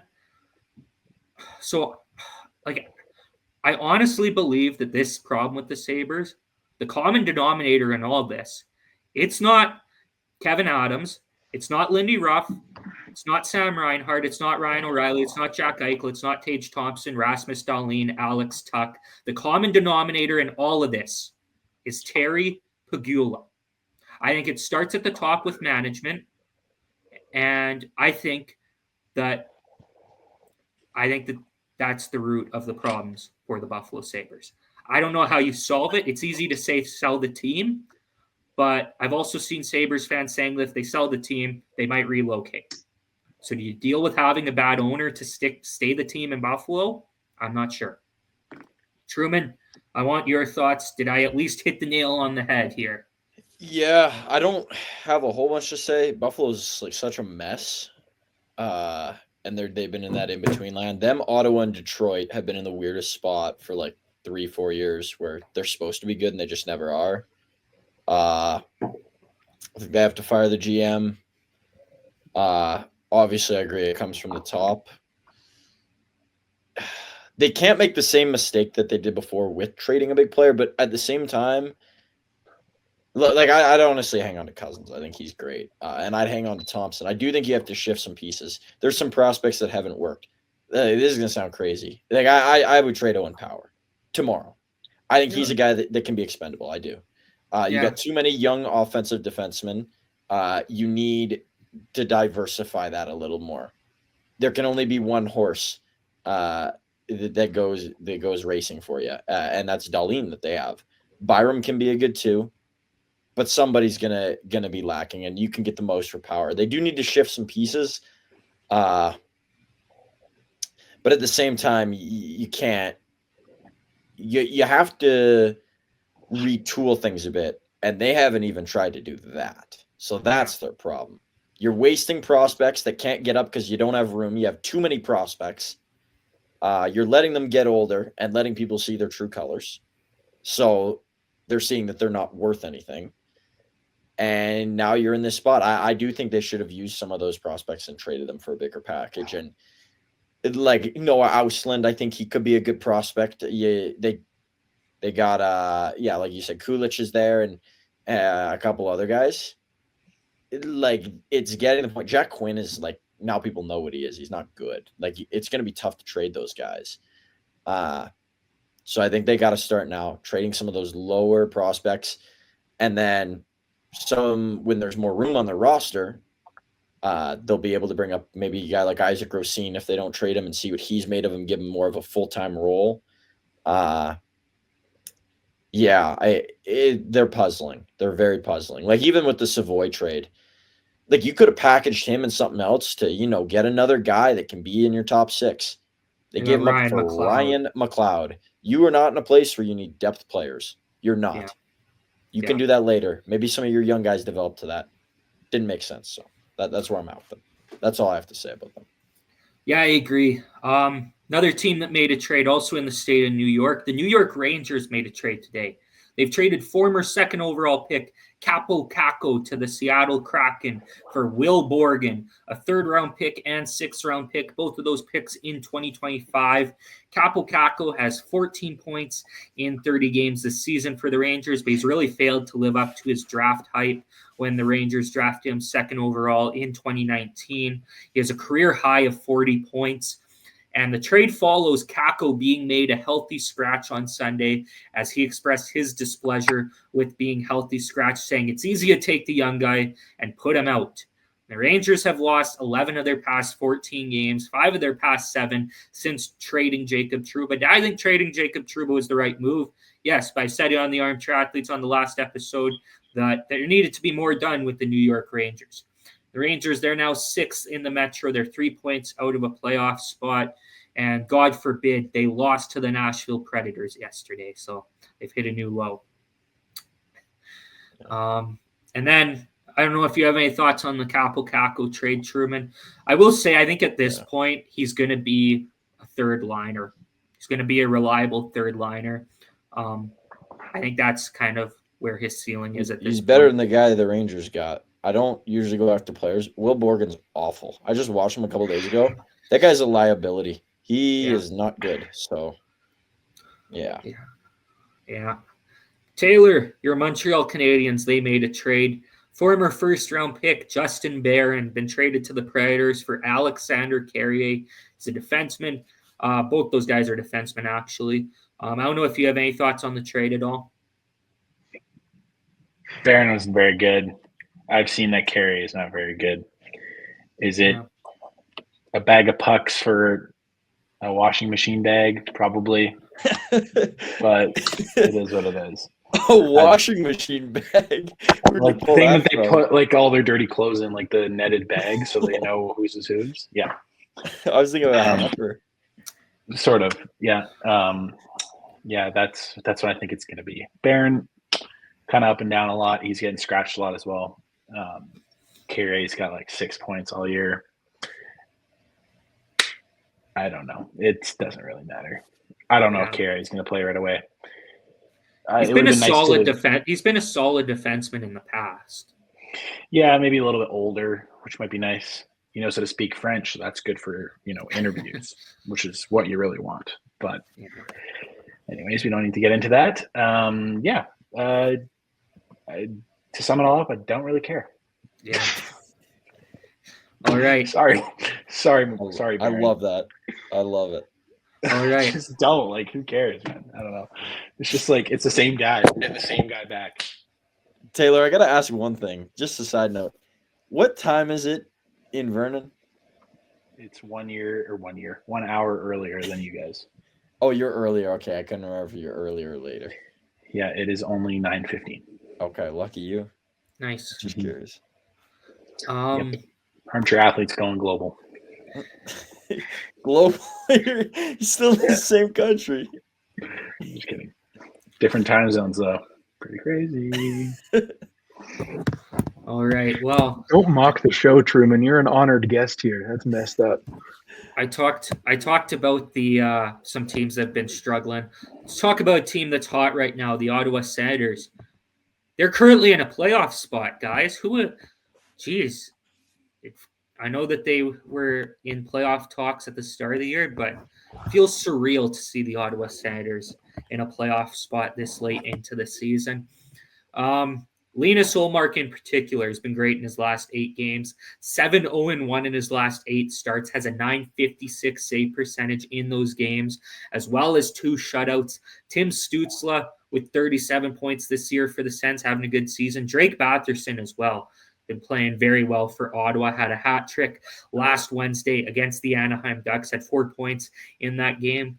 And then Brady Tkachuk as well, 32 points on the season for the Sens. The one player, though, that I want to highlight is Josh Norris. He's back to playing good hockey. He's dealt with some injury trouble these past couple seasons, but his 20 points this year. He was one of my favorite players to watch before he was dealing with injuries. So I'm happy to see him at least playing good hockey again. Yeah, Truman, I got him on my fantasy team. I love him. Okay. Is he not at North my cousin's Dakota? favorite Player? No, he was UMich. He was UMich. Okay. There's so many North Dakota guys. Shout out to all the ND guys. Sanderson, Clevin, Jacob Bernard, Docker, Pinto. Okay. Yeah. I was gonna recap the 2 games I was at this past week. Truman, you can talk about the other one you were at as well, out in Seattle. Of course, me and Truman, we went to the Lightning and Flames last Thursday, I believe it was. It was an 8-3 win for the Lightning. Nikita Kucherov with a 6-point performance. Jake Gensel with a hat trick. Braden Point with 4 points. That first line for the Lightning was on fire. And Truman, I thought it was impressive to watch Kucherov in person. Even before he had that goal in the first period, even before the Lightning were on the board, he was making some passes that just made me go, like, I couldn't believe some of the passes he was making. And the chemistry between that line is incredible, I thought. Yeah, they got the best power play in the league. Kucherov has developed a shot this year on that power play, so that's such a factor. And that little slot pass that he's been making is because goalies are cheating to try and get ahead of him because his shot has been so good on the 1T. And so it has really opened up for Tampa on the power play. And obviously, I got to watch them back-to-back games. Got to see them in Seattle as well. That power play is so good. Kucherov is so crafty. It almost looks like he doesn't care. And what he's been able to do with adding that 1T to his game has opened up their entire play style. They're a good team. Braden Point's the fastest human I've ever seen on skates. I've never watched McDavid in person. Good hips, though. Real good hips. Oh, he's got great hips. Taylor, you already know he's got some great hips. Gensel's good, too. Hagel, as much as I hate him, he's a good player. So Tampa, they're a well-oiled machine. But, yeah, Braden Point and those hips. I was going to ask you as well. You're up in Seattle. What was the atmosphere like in that arena? What's the arena like as well? Oh, arena's really nice. So it's all redone because it used to be that Key Bank Arena when the Sonics played there. They've done a great job with the place. I noticed I compared games in Canada to games in the US. The entertainment level, I'm sure you noticed this when you're in Vegas, Clayton. Yeah. The entertainment level is top notch. It was a packed house. And so it was a bunch of people enjoying the game. We had great seats. Super fun atmosphere. They did some good things. I caught a t-shirt. My buddy Nick is he's 5'4", and it was originally going for him, but your boy had to, bring out the mitts and Randy, and I mossed him. He fell into a granny because I mossed him, but you know what? You got to do what you got to do, and at the end of the day, we came out with a shirt. So yeah, nice. It was a fun time. I went up to Edmonton on Saturday, watched the Oilers beat the VGK 6-3 up in Edmonton, and I guess quick review of the game here. I thought Vegas played very well to start off the game. They just weren't capitalizing on their chances. They couldn't even hit the net, it seemed. Had a number of rushes and just couldn't. The ones that they were putting on Stuart Skinner, he was turning away, and there was a bunch that were just soaring over top of the goal. But then the Oilers scored before the end of the first. Then the Oilers scored a quick goal to start off the second. Vegas responded well. I thought they had a good response. I thought that they were, again, generating chances, just couldn't capitalize. And then the floodgates opened. The Oilers scored three more to make it 5-0. And especially on that fifth goal, it looked like the Golden Knights had kind of given up a little bit. But VGK would get a goal from Vegas Vic, a.k.a. Victor Olofsson. And then Noah Hannafin would score right after for the Golden Knights. So it was 5-2 going into the third. I was happy that they were at least able to make it a game. And so luckily, I went up to the game by myself. Now, shout out to the Oilers season ticket holders that sold their tickets or whatever to me and the other people in my row, because thankfully the other people in my row, I was between Golden Knights fans. And there wasn't many in the stadium. Oilers do a great job filling that place, the fans. So I was very lucky to have Golden Knights fans in my row. On the first goal there by Olofsson, I was the only one who kind of cheered. I was like, yes. And then I kind of looked around, and everybody else in my row was just sitting there. Like, they were like, why are we cheering? It's like 5-1. Then on the second goal, because it was right after, then there was excitement. We're all high-fiving. Well, then to start off the third, Golden Knights are shorthanded. Stuart Skinner messes up behind the net. Brett Howden takes the puck, buries it to make it 5-3. Now, here's my philosophy when I watch hockey games. So a 3-goal lead, I typically find it's not safe. I'm actually really worried whenever the Golden Knights have a 3-goal lead. I've got Pete. Say it right now, Truman. Say it. I know you want to. It was 3-1? No. Oh. No, this is the Sharks thing. Oh, you're talking about that. Sorry. I'm surprised you didn't clue in. But yeah. Kevin the Bank. Yeah. So that's kind of why I've got, I'm scared with the 3-goal lead. The 4-goal leads, you should win, but it's still, there's that slim chance. The 5-goal lead, I view as, done. Because the biggest comeback in NHL history was 5 goals. It was in 1982. It was the LA Kings that pulled it off in the playoffs. I believe it's called the Miracle on Manchester. They came back. They beat the Oilers. 6 goals, game over at that point. I remember when the Knights in that clinching game, they were up 6 goals. The Panthers scored 2 to cut down the lead to 4. My parents were like, oh, the game's not over yet. And I'm like, no, it's over. They're not giving up this lead. It was 6. But 3, we were all pretty happy about that 3rd goal. We were all high-fiving. And earlier in the game, the Oilers fans were chanting Skinner's better, as in because Skinner didn't get named to Team Canada. So trying to heckle Aiden Hill a bit. Well, then we start, after that 3rd goal, after Stuart Skinner messes up behind the net, we start chanting Aiden's better. We had all the momentum in the world. We were even acting like smart asses. And then we forgot. I kind of thought at that point, I'm like, so it's a 2-goal lead. We could hang on to this, or it could be a 2-goal deficit for the next 10 minutes and they still got a chance. Well, I forgot that the Oilers can score goals too. So then Jeff Skinner scored right after, made it 6-3 for the Oilers. Was kind of the dagger. It's a deflating goal after you've scored 3 of your own to try and come back. As I said, the dagger. Oilers win 6-3, but at least they made it close. That's all I gotta say. I was scared it was going to be a 7-0 game there when it was like 5-0. But as always, it's not all bad in Vegas because Golden Knights would respond the next day, the 3-2 win in Minnesota. I wasn't able to make it to that game. My car kind of broke down once I got to Regina. Just couldn't make the trip to Minnesota that day. I'm joking, by the way. You guys couldn't even being serious. Yeah. Anyways, Vegas Vic with 2 goals in that game to give the Golden Knights the 3-2 win. So that's all I've got for the NHL. NBA, Will, who is the baller of the week? Oh, the baller of the week, Clayton, is NBA Cup champion Giannis Antetokounmpo. The job is done. Yep. Job's finished. Hang the banner. When's the parade? Giannis this week, 29, 16, and 9.5, nearly a triple-double average. Also a steal and a half, 3.5 blocks on 59% field goal shooting and 62% from the free throw. Didn't make a 3, but didn't attempt a 3 either, so it's fine.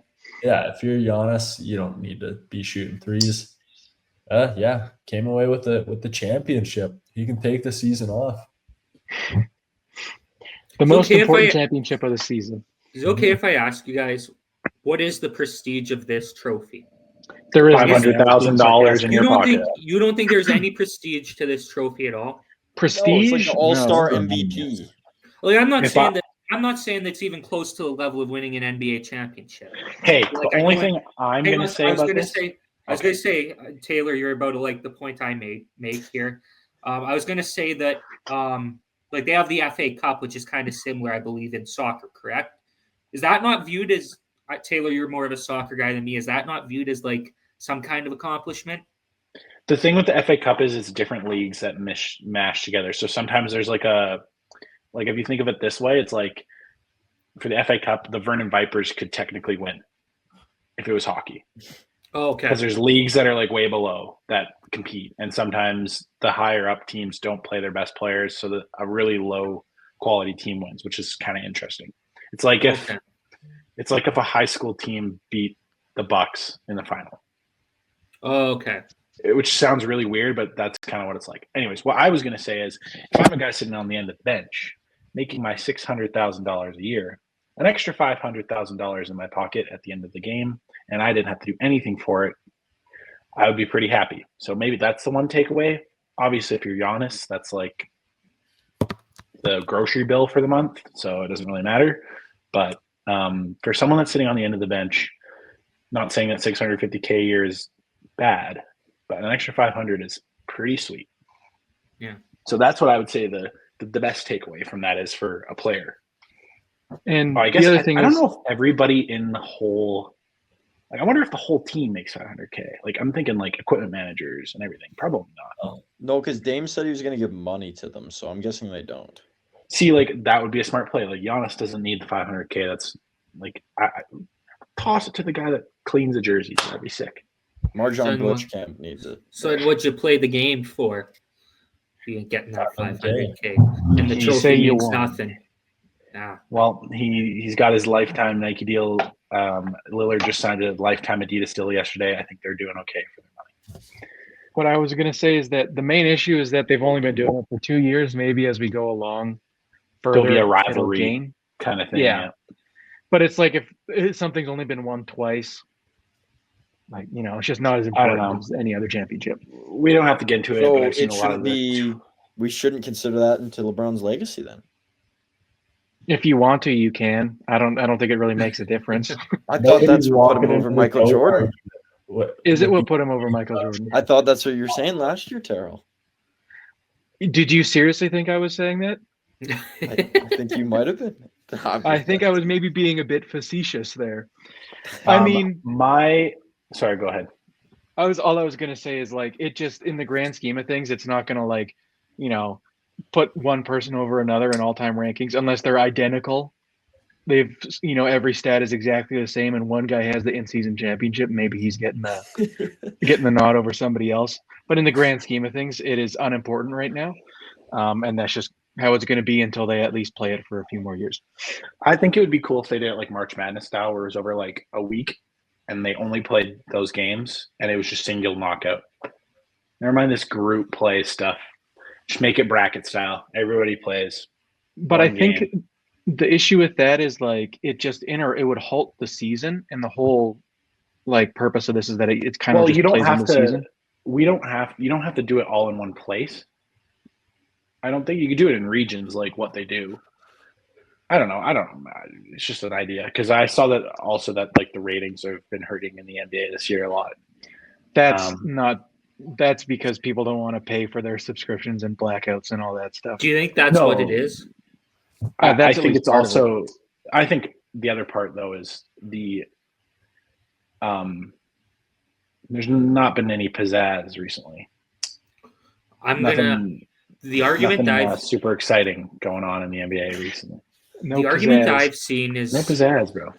The argument I've seen is that the league hasn't really moved on from LeBron and Curry. What? As the faces of the league, and that people are kind of getting tired of that. No, Curry draws more people in than anybody still. Those are the guys that... Kate, don't yell at me. I'm simply the messenger here, okay? Clayton, you idiot. Curry's awesome. He is awesome. It was just the argument I've seen is like those two kind of were, at least that was what I was seeing. It was more a LeBron thing. I don't know as much about Curry, but yeah, it was more of a LeBron thing. No, I get you, Clayton. And it's like those guys aren't playing the meaningful games because they're not contending teams. Is it okay if I ask? That's what it is for sure. Who's the... Because I want to ask you guys then on this topic, because I got thinking about it once I seen that argument. I can figure it out myself. Who's the face of the league once LeBron leaves? And not a Curry, not like Kevin Durant. Like I'm talking a new fresh face. Is it Giannis?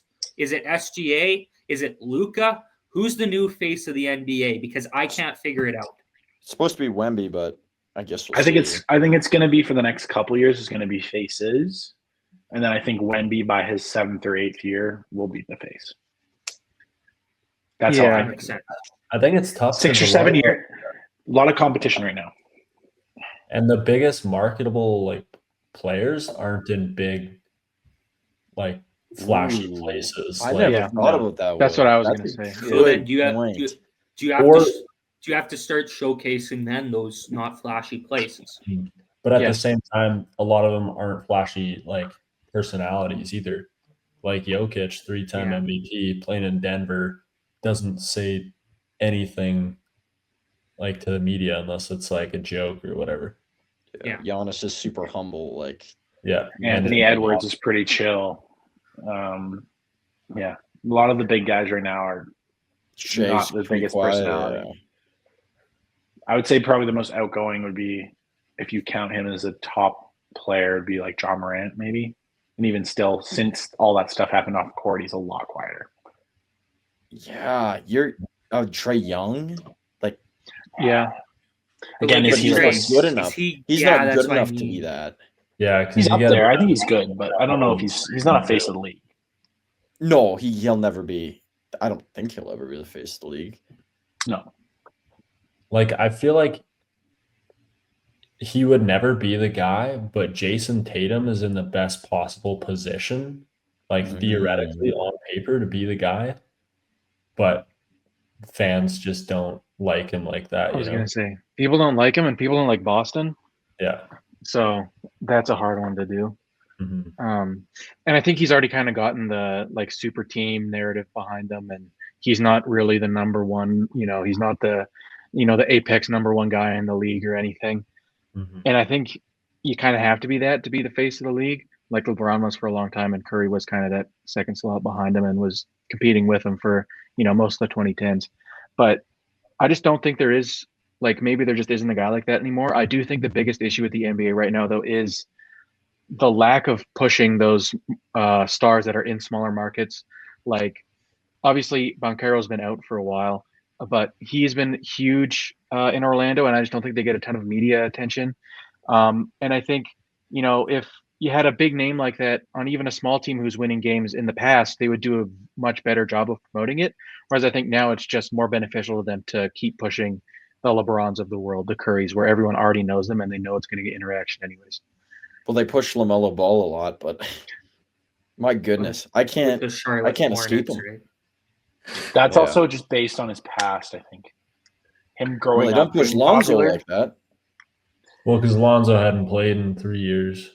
And he But doesn't have even the that- same personality as yeah. LaMelo. Or Yeah, I that's remember. true. LaMelo I is- remember those yeah. young Lakers when it was like Lonzo and them. Like they were pushed pretty hard by the league. Well, because they thought they were going to be the next best thing, and then they never ended up being the next Well, those best. young Laker teams were always pushed, even when they had like D'Angelo Ratzel and those guys. No ice in the veins? No ice in the veins. All right. Do you guys have anything else to say about the NBA Cup? The last thing, we really didn't have to get into that much. I watched this game. It was bad basketball. Oklahoma City, the offense just couldn't do anything. It turned into Shea save us offense, and then he couldn't do that either. I think they ended up shooting like less than 20% from three. And then on the other side of the ball, the Bucks weren't that much better. I think they were 40 from the field. They were much better from deep, but not, anything fantastic overall. OKC was 15% from three. They were 5 for 32 and 33% overall from the field. So just not a great game from OKC. And I think you kind of saw the issues that they have where if they can't dominate offensively with just Shea kind of getting to his spots and getting buckets that way, it's going to be tough for them. And at the same time, if they come into some team that has a big athlete, obviously Giannis is kind of 101 in terms of athleticism. But if they come into a guy that's big like that, and they don't have anyone that can defend them, which they don't at the moment, I think this is kind of going to be what ends up happening with Oklahoma City Thunder, at least until Chet gets back. All right. Time to move on to our list then, I think. Terrell, you introduced the list. It was entirely your idea. I think it's a pretty good idea. Okay. So we're coming up on the Christmas Day. We're in the middle of the holiday season. I don't know if you can feel it. We're all very jolly here on the Armchair Athletes. So I figured we might as well do something Christmas related. So we are doing a Christmas wish list. Now, there are a few caveats, though, just because I didn't really want it to be like, the straight, I hope my team gets a championship. I hope my favorite player gets a championship, because we could have done that and filled all 5 spots. It would have been real boring. So for the first 5 picks, it can't involve any of the teams that we are fans of. And for our 2, what would be honorable mentions, it can include our own teams. If you want, are we limited to 2 honorable mentions? I kept it to 2. I didn't want to let it drag on for too long because, again, we could just sit there and say, I hope this guy wins a championship. But be concise, Clayton. Be concise. Mm-hmm. All right. Can I these also be like wanna, fantasy things? If it's as absurd and wacky as you want to be, go ahead. It's Christmas. Anything can happen. Yeah, that's true. The power of Saint Nick will grant this wacky wish for you. All righty, Terrell. So what are you asking Santa Claus for Christmas? Starting off, this was a tough one. I wasn't entirely sure where to start, but for me, I want to see LeBron play one more year in Cleveland before he retires. Lakers aren't going to win anything with the way the roster is currently built. Cleveland are contenders. If they can somehow get LeBron on that roster, that'd be fantastic. Next, I want the Chiefs Devil Magic to stop working in the playoffs, and I want them to lose on some like dumb fluky play. Like I'm thinking the Lions last year where the ball bounced off of his face mask and right to a receiver. I want something like that to happen because it would be just hilarious. Next up, Taylor, I said before the show I had a pro Steelers one. This is it. I want Russell Wilson to win another ring because I think he is currently a first ballot Hall of Famer. I want him to be like solidified as the guy, and I think another ring would do that for him. Next up, another championship. Mike Trout deserves one. I don't care where it happens or when it happens or how big of a part he has in it. if there's one blemish on his career to this point, it's the health, and then after that, it's the championships. He just hasn't been on a good enough team yet. He needs to win a ring. He deserves it as. You kind of took mine. Kind of. Okay. But yeah, he deserves it. And as one of the greatest players of our generation, he just needs a ring. And then I have two separate ones here because I'm not really sure. I might save one until the end. I'll start with this one, though. This was inspired. I rewatched the entirety of the Secret Base Minnesota Vikings series. I want to see the Vikings go and make a deep playoff run. I don't know if it's a Super Bowl or if it's just making it, whatever. They've been through a lot as a franchise. They deserve to have some sort of big win. And that's my last one for this part. All right. Here's my list. I'll do the entirety of my list here. Number 5. Mine were all just like within the next year type of thing. Number 5, I want an entertaining Super Bowl this year without the Kansas City Chiefs. Kind of like Terrell's thing. I want to see the Buffalo Bills in it, I think. And then I'll talk about the team from the NFC later in the list. Number 4, I want the Los Angeles Angels to make the playoffs. I don't think it's realistic, but you know what? That franchise been through a lot of hell. They've had some good players. They've wasted some good players. But I think those players, specifically Mike Trout, deserving of going to a postseason. Also, my brother watches every Angels game, and I kind of just walk by as he's watching, and I'm like, man, why are you watching the Angels? Why are you watching every game? It'll be like Oakland they're playing, and I'm like, why are you watching this? But I guess everybody has their own team. He probably thinks I'm crazy for watching every Golden Knights game. Number 3, Truman, you're going to really like this one. It's going to catch you off guard. I want Mitch Marner and the Toronto Maple Leafs to make a playoff run this year. Playoff run as in win a Stanley Cup. They can win the Stanley Cup, of course. I'd prefer if my VGK won it all again, but I want the Leafs to make a deep playoff run. I know Taylor's rolling his eyes, but here's why I want the Leafs to make a deep playoff run. It's because this past year when they lost to the Boston Bruins, yes, I gave them shit on this show. I was going after them. I was going after the players. But at this point, I think it's just gotten tiring with the Leafs. If they lose in the first round again, it's just going to be the same thing next year. And I feel for the players. My roommate Craig and I had this discussion the other day over whether those core players on the Leafs, if they actually care. And I made the argument that they may not seem like they're playing like they care, but I think deep down, they care. They want to win more than anything. They feel the pressure, I think, more than anyone. And I want to see the Toronto Maple Leafs, and their fans deserve it. Not just Truman, but of course Greg, who's a friend of the show. I know a couple other Leafs fans. Shout out to Clark, producer Clark, who follows us on the TikTok as well. I've met him in person. Good dude. So I want to see the Toronto Maple Leafs. I want to see the narrative change with this team. They can come close and maybe not win it, but I think it'll at least change if they do win some rounds. I want to see good for the Toronto Maple Leafs. Number 2, I'll keep this one short. I want Alex Ovechkin to break the goal streak before the end of this season. I don't want to wait the whole off season and get questions once again. Can he do it? Can he not? No, I want the questions to be answered by the end of this season. Now, number 1, I want the Detroit Lions to win the Super Bowl. You talk about franchises that have been through a lot of pain, Terrell. That's one that's been through a lot of pain. The fans have stuck by their side. I want this to be the year for the Detroit Lions. Is this wish for the Lions or for the parlay? Hey, That's good. There's nothing wrong with that. It is. You know what I mean? I did take that into account. That's for the good of the people, There's It's nothing a wrong with win-win. getting 2 wins. Hey, we didn't say that bets weren't allowed for this. No. I just wanted to clarify. It's not a parlay. It's just a single bet, by the way. I can go next if you guys want. Yeah. Keeping it simple here. I don't want the Chiefs to win the Super Bowl. It's kind of the same as the other two. Just don't want the Chiefs to win the Super Bowl. Don't care how far they go. I like the double magic thing. I think that'd be hilarious. But I would also just love for them to get stomped. Like, just show up, no devil magic, just get stomped. Will it happen? Probably not. Next one. Okay. This one is tough because he technically plays for my team, but I'm spinning in a way that's going to be helpful.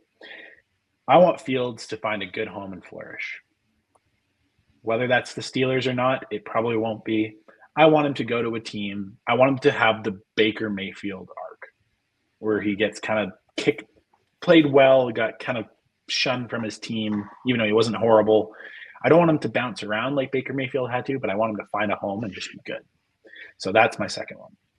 Third one, I want McDavid to win a cup. He's kind of like Mike Trout. Yes, younger, but I want McDavid to win a cup. As much as everybody says, oh, you're a Canadiens fan, and oh, you shouldn't cheer for another Canadian team, yada, yada, yada.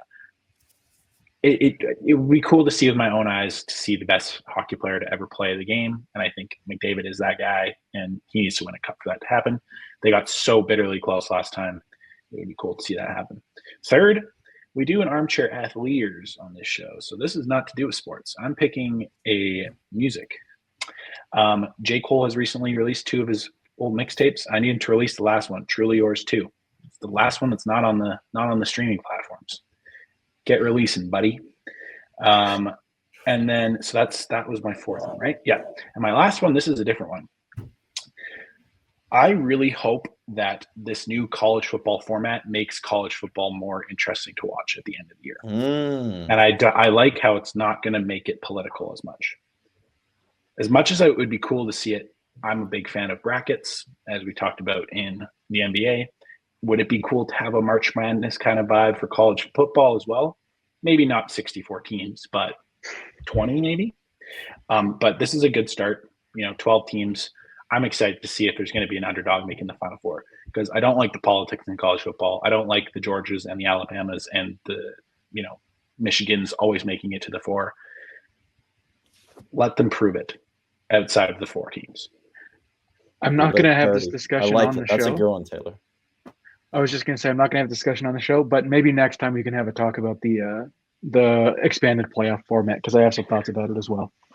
Anyways, I hope that it makes college football at the end more fun to watch, because I like the regular season. It's one of the better regular seasons in sports, I find, because it's always close games. We always have big upsets. College basketball as well, but I think college basketball has it figured out with how they determine the best college basketball team in the country. Football, it was very political. So I'm excited to see if this changes it. And that is my 5. Okay. I'm going to start out at number 5. Now, this technically isn't my team because I'm not a hockey guy really, but I want the Flames to make a playoff run because, living in a city with playoff atmosphere is awesome. We saw it a couple of years ago in Calgary. I had a lot of fun hopping onto the bandwagon, having fun going out watching games, seeing people excited to watch their team. So I'd like to see that again this year. And if they do make it, maybe have a competitive first round or go beyond that even. Number 4, I want the All-Star game for the NBA to go back to East and West and with their own team jerseys like they did early 2000s. Because, we'll see what this new playoff format is, or this, I guess it's kind of a playoff kind of format for the All-Star game, which we didn't talk about, but it's kind of whatever. So yeah, I feel like you got to go back to the OG, but especially bring back the old jerseys, like just wearing your own team's jersey. Number 3, I want Bryce Young to succeed. I want the Carolina Panthers to, maybe get him a weapon this offseason, beef up the team around him. People hated on him. I was forced to be a Bryce Young truther because I picked him early in a dynasty draft. So, I'm still on the island, and there's lots of room for people to hop on. Number 2, this is a Hail Mary wish for Santa, but I want the 49ers to beat the Lions. 2 weeks. Yeah, 2 weeks from now, because going to the game, It's out in the open. Jana knows now. So Oh, she know. Did I spoil it? Truman sold so Oh, hard. she had no sorry, idea. boys. No, you didn't spoil it. We'll talk about it later. But Okay. yeah, 49ers win being in the building would be awesome, especially against a dog of a team like the Lions. Like it'd be super cool. Number one,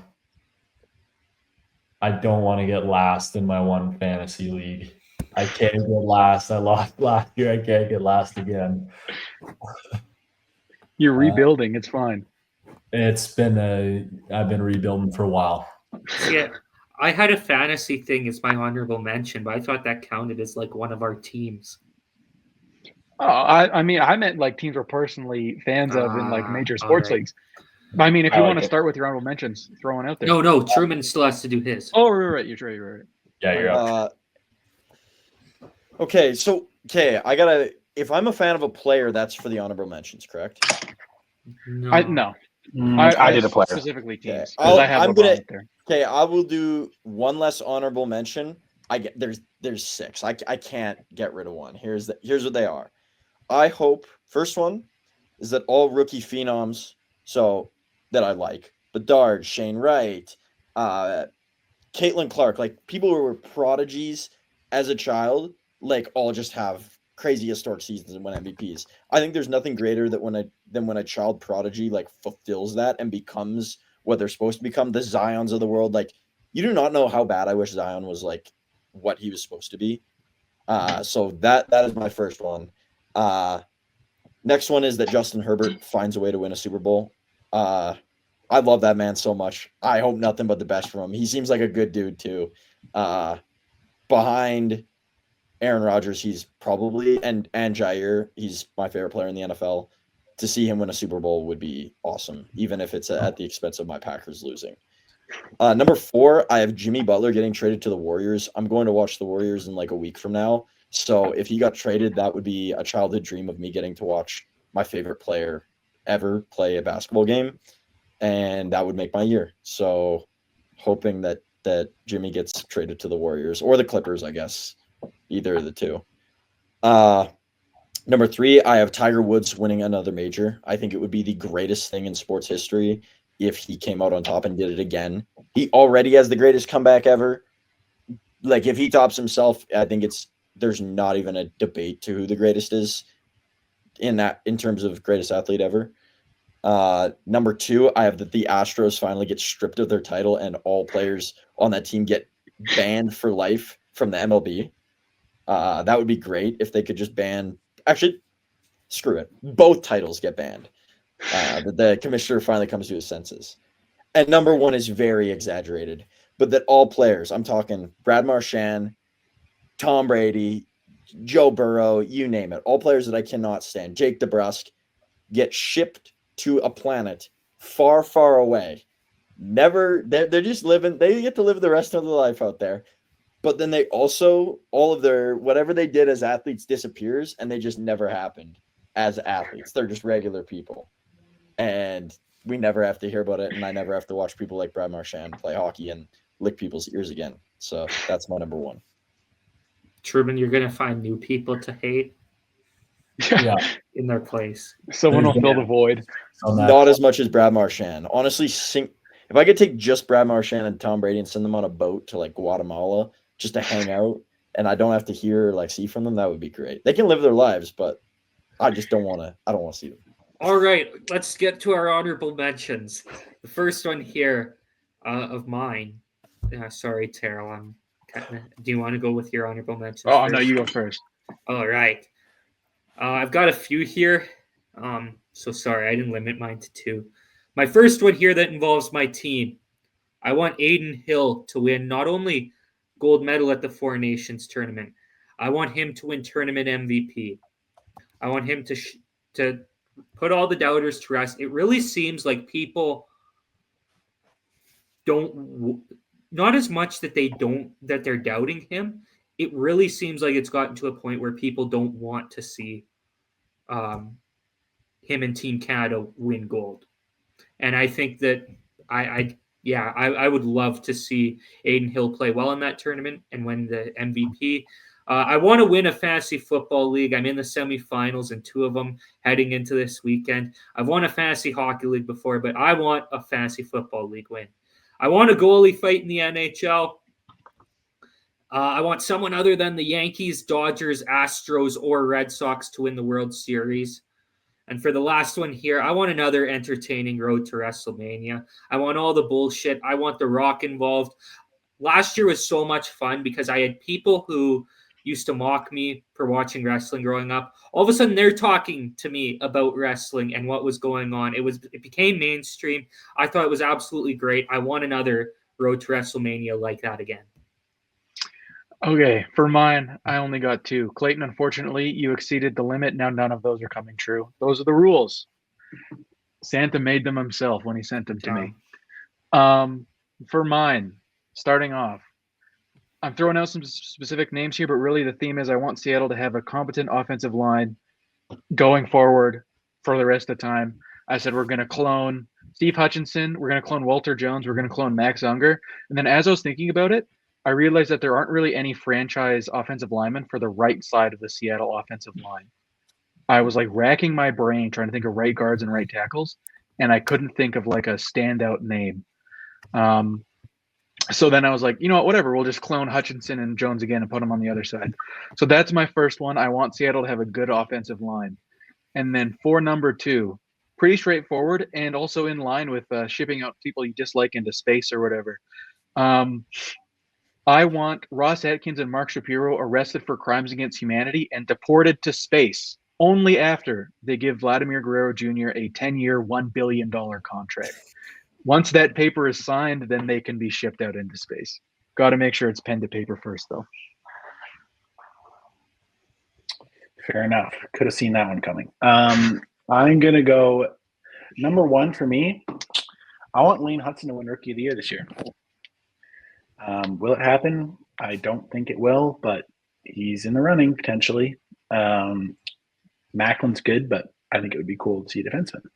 And my other one, I'm trying to see George Pickens, Super Bowl, final game, winning drive, Odell Beckham Jr. catch in that corner of the end zone.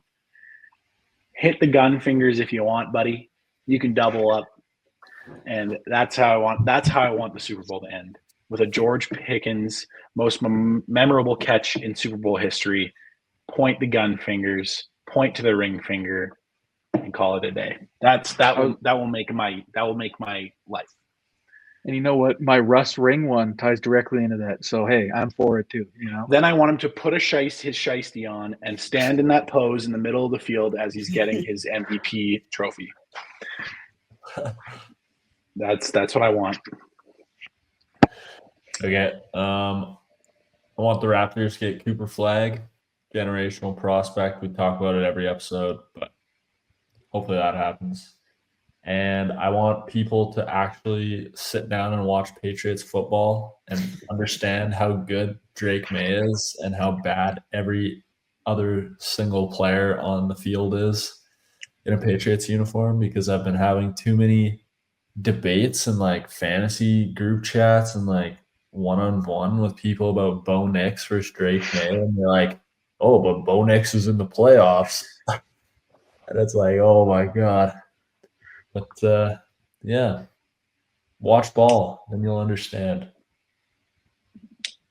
Okay, I got a couple. The first one's easy, like the Leafs to win the cup. Matthews to break the points record in the playoffs and score an OT winner in Game 7 or whatever.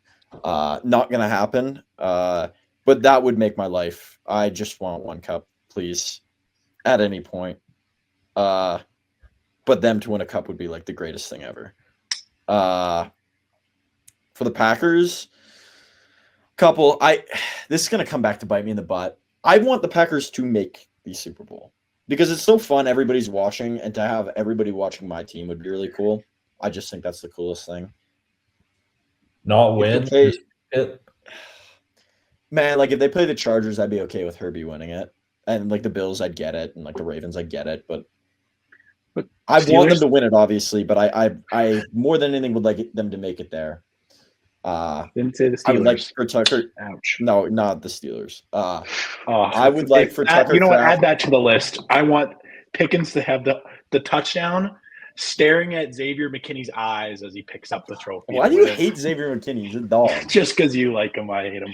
Fair. I was No, gonna I say don't hate him. It's fine. I thought you were going Jair there. That's where I thought that was headed Both. first. Both. I want him to give the Awesome, ball. You know both how of you them? score a touchdown, give the ball to the one player, take it back out of his hands, and give it to the other guy. I'd like to see Caleb Williams cry at the end of a football game, and the Bears to be poverty for forever. There's no way he hasn't cried at the end of a game this year. No, he already has. Maybe in the locker But room, just their team. Like, I just hope the Bears are poverty for forever. It's fun, and yeah, I just don't like his antics. The way, even his posture on the side last weekend. I get he's injured and beat up, but like, just like, come on. Nobody's getting off our day of work and just laying around on their desk, sprawling around. Like, I just thought it was inappropriate. But Yeah, imagine a quarterback being a diva. We wouldn't know anything about that as a Green Bay Packers fan. Hey, he's a 4-time MVP. He can do what he wants. Truman, I think I quit literally every day that I get off of work. I go home and sprawl out. Well, if you do it at home, but you're not doing that at work. So okay, that's true. That's what I'm saying. And he knows the stakes. Like, it rubbed me the wrong way, but that's not the point. It's that the Bears are bad for forever. That Tucker Kraft becomes the greatest tight end of all time. Love that man. Hope nothing but the best for him. Want him to be the GOAT tight end. I hope. And then these ones are unrealistic. I guess there's 3 that come to mind. That I get an interview with Austin Matthews. That would make my life. Pretty much. That's so unrealistic, but that he just like is one day just randomly in my kitchen and I get to interview him. So that's 1. 2, that our women's team wins the national championship again. That was so fun when they did that. I'd love to see it again. I was gonna say that as well, as like the men's or women's team wins Yeah. national, but like Terrell said, that's not allowed. It's violating the rules. Hey, listen, if you wanted to include that as one of your 2, I'm just saying I didn't want it to drag out for like 8 hours. Oh, sorry, I'm dragging out. I didn't know I only got 2. Like My bad. Oh, that's fine. Yeah, Yeah, now I'm one on more 6. My bad. List numbers. My extension of that was Rosser makes the P-dub. I'd love to see her make the P-dub. I thought the honorable mentions list, the reason why I went with a bunch, I thought that it was like as many as you want, but like only That's what 2. I thought it was only 2 that like from your own team. Kind of. I was just trying to keep it close to what we did normally. But you know what? Whatever. Oh. We stayed within the parameters pretty well. I do think, Truman, that it's funny that we got a couple of ones where it's like these teams have suffered for so long they deserve to have some success. And you went the evil route. They've suffered to this point. They're going to continue suffering until the end of time. I would love just for the Astros and the Bears. The Bruins, it's never going to break. Like, I could wish for a million things. They're always going to be good. And the Habs, they suck already. So it's like, okay. The Niners are having a terrible year. So it's fun to watch that. But the Bears and Astros specifically, especially the Bears, like, just fix some things, please. They just keep doing the same thing. Until they fix it, I wish them the same thing that they're in. And the Astros deserve everything that's coming for them because they cheated. So. All right, Terrell, you did have one thing left from your list. I don't know if you said it. Well, it was kind of a general wish, and it was, again, a more far-fetched one. I just said we got to exterminate the injury bug. I'm tired of seeing all these young players, have promising starts to seasons and then immediately get knocked out. It just bugs me to no end, and it's in every sport at this point. We got to get rid of it. Whoever invented that thing, what the hell, man? Got to fix that. So that's my last one. Yeah, allow Zion out of it, please. Exactly. I want to see him be good. All righty. Yeah. Unless you guys have anything else for this show. All right, that does it for another episode of the Armchair Athletes. Thanks once again for tuning in. We appreciate it. Tune back in next week. I don't know what we're doing next week. Next Wednesday's Christmas Day, so we're probably not going to be recording a show on that day, but we'll figure out another day to record the show. So episode might be sooner, it might be later, but you never know. I know that the Legion of Armchair Athlete supporters will be keeping an eye out for it. So thank you very much. Thanks, everybody. See ya.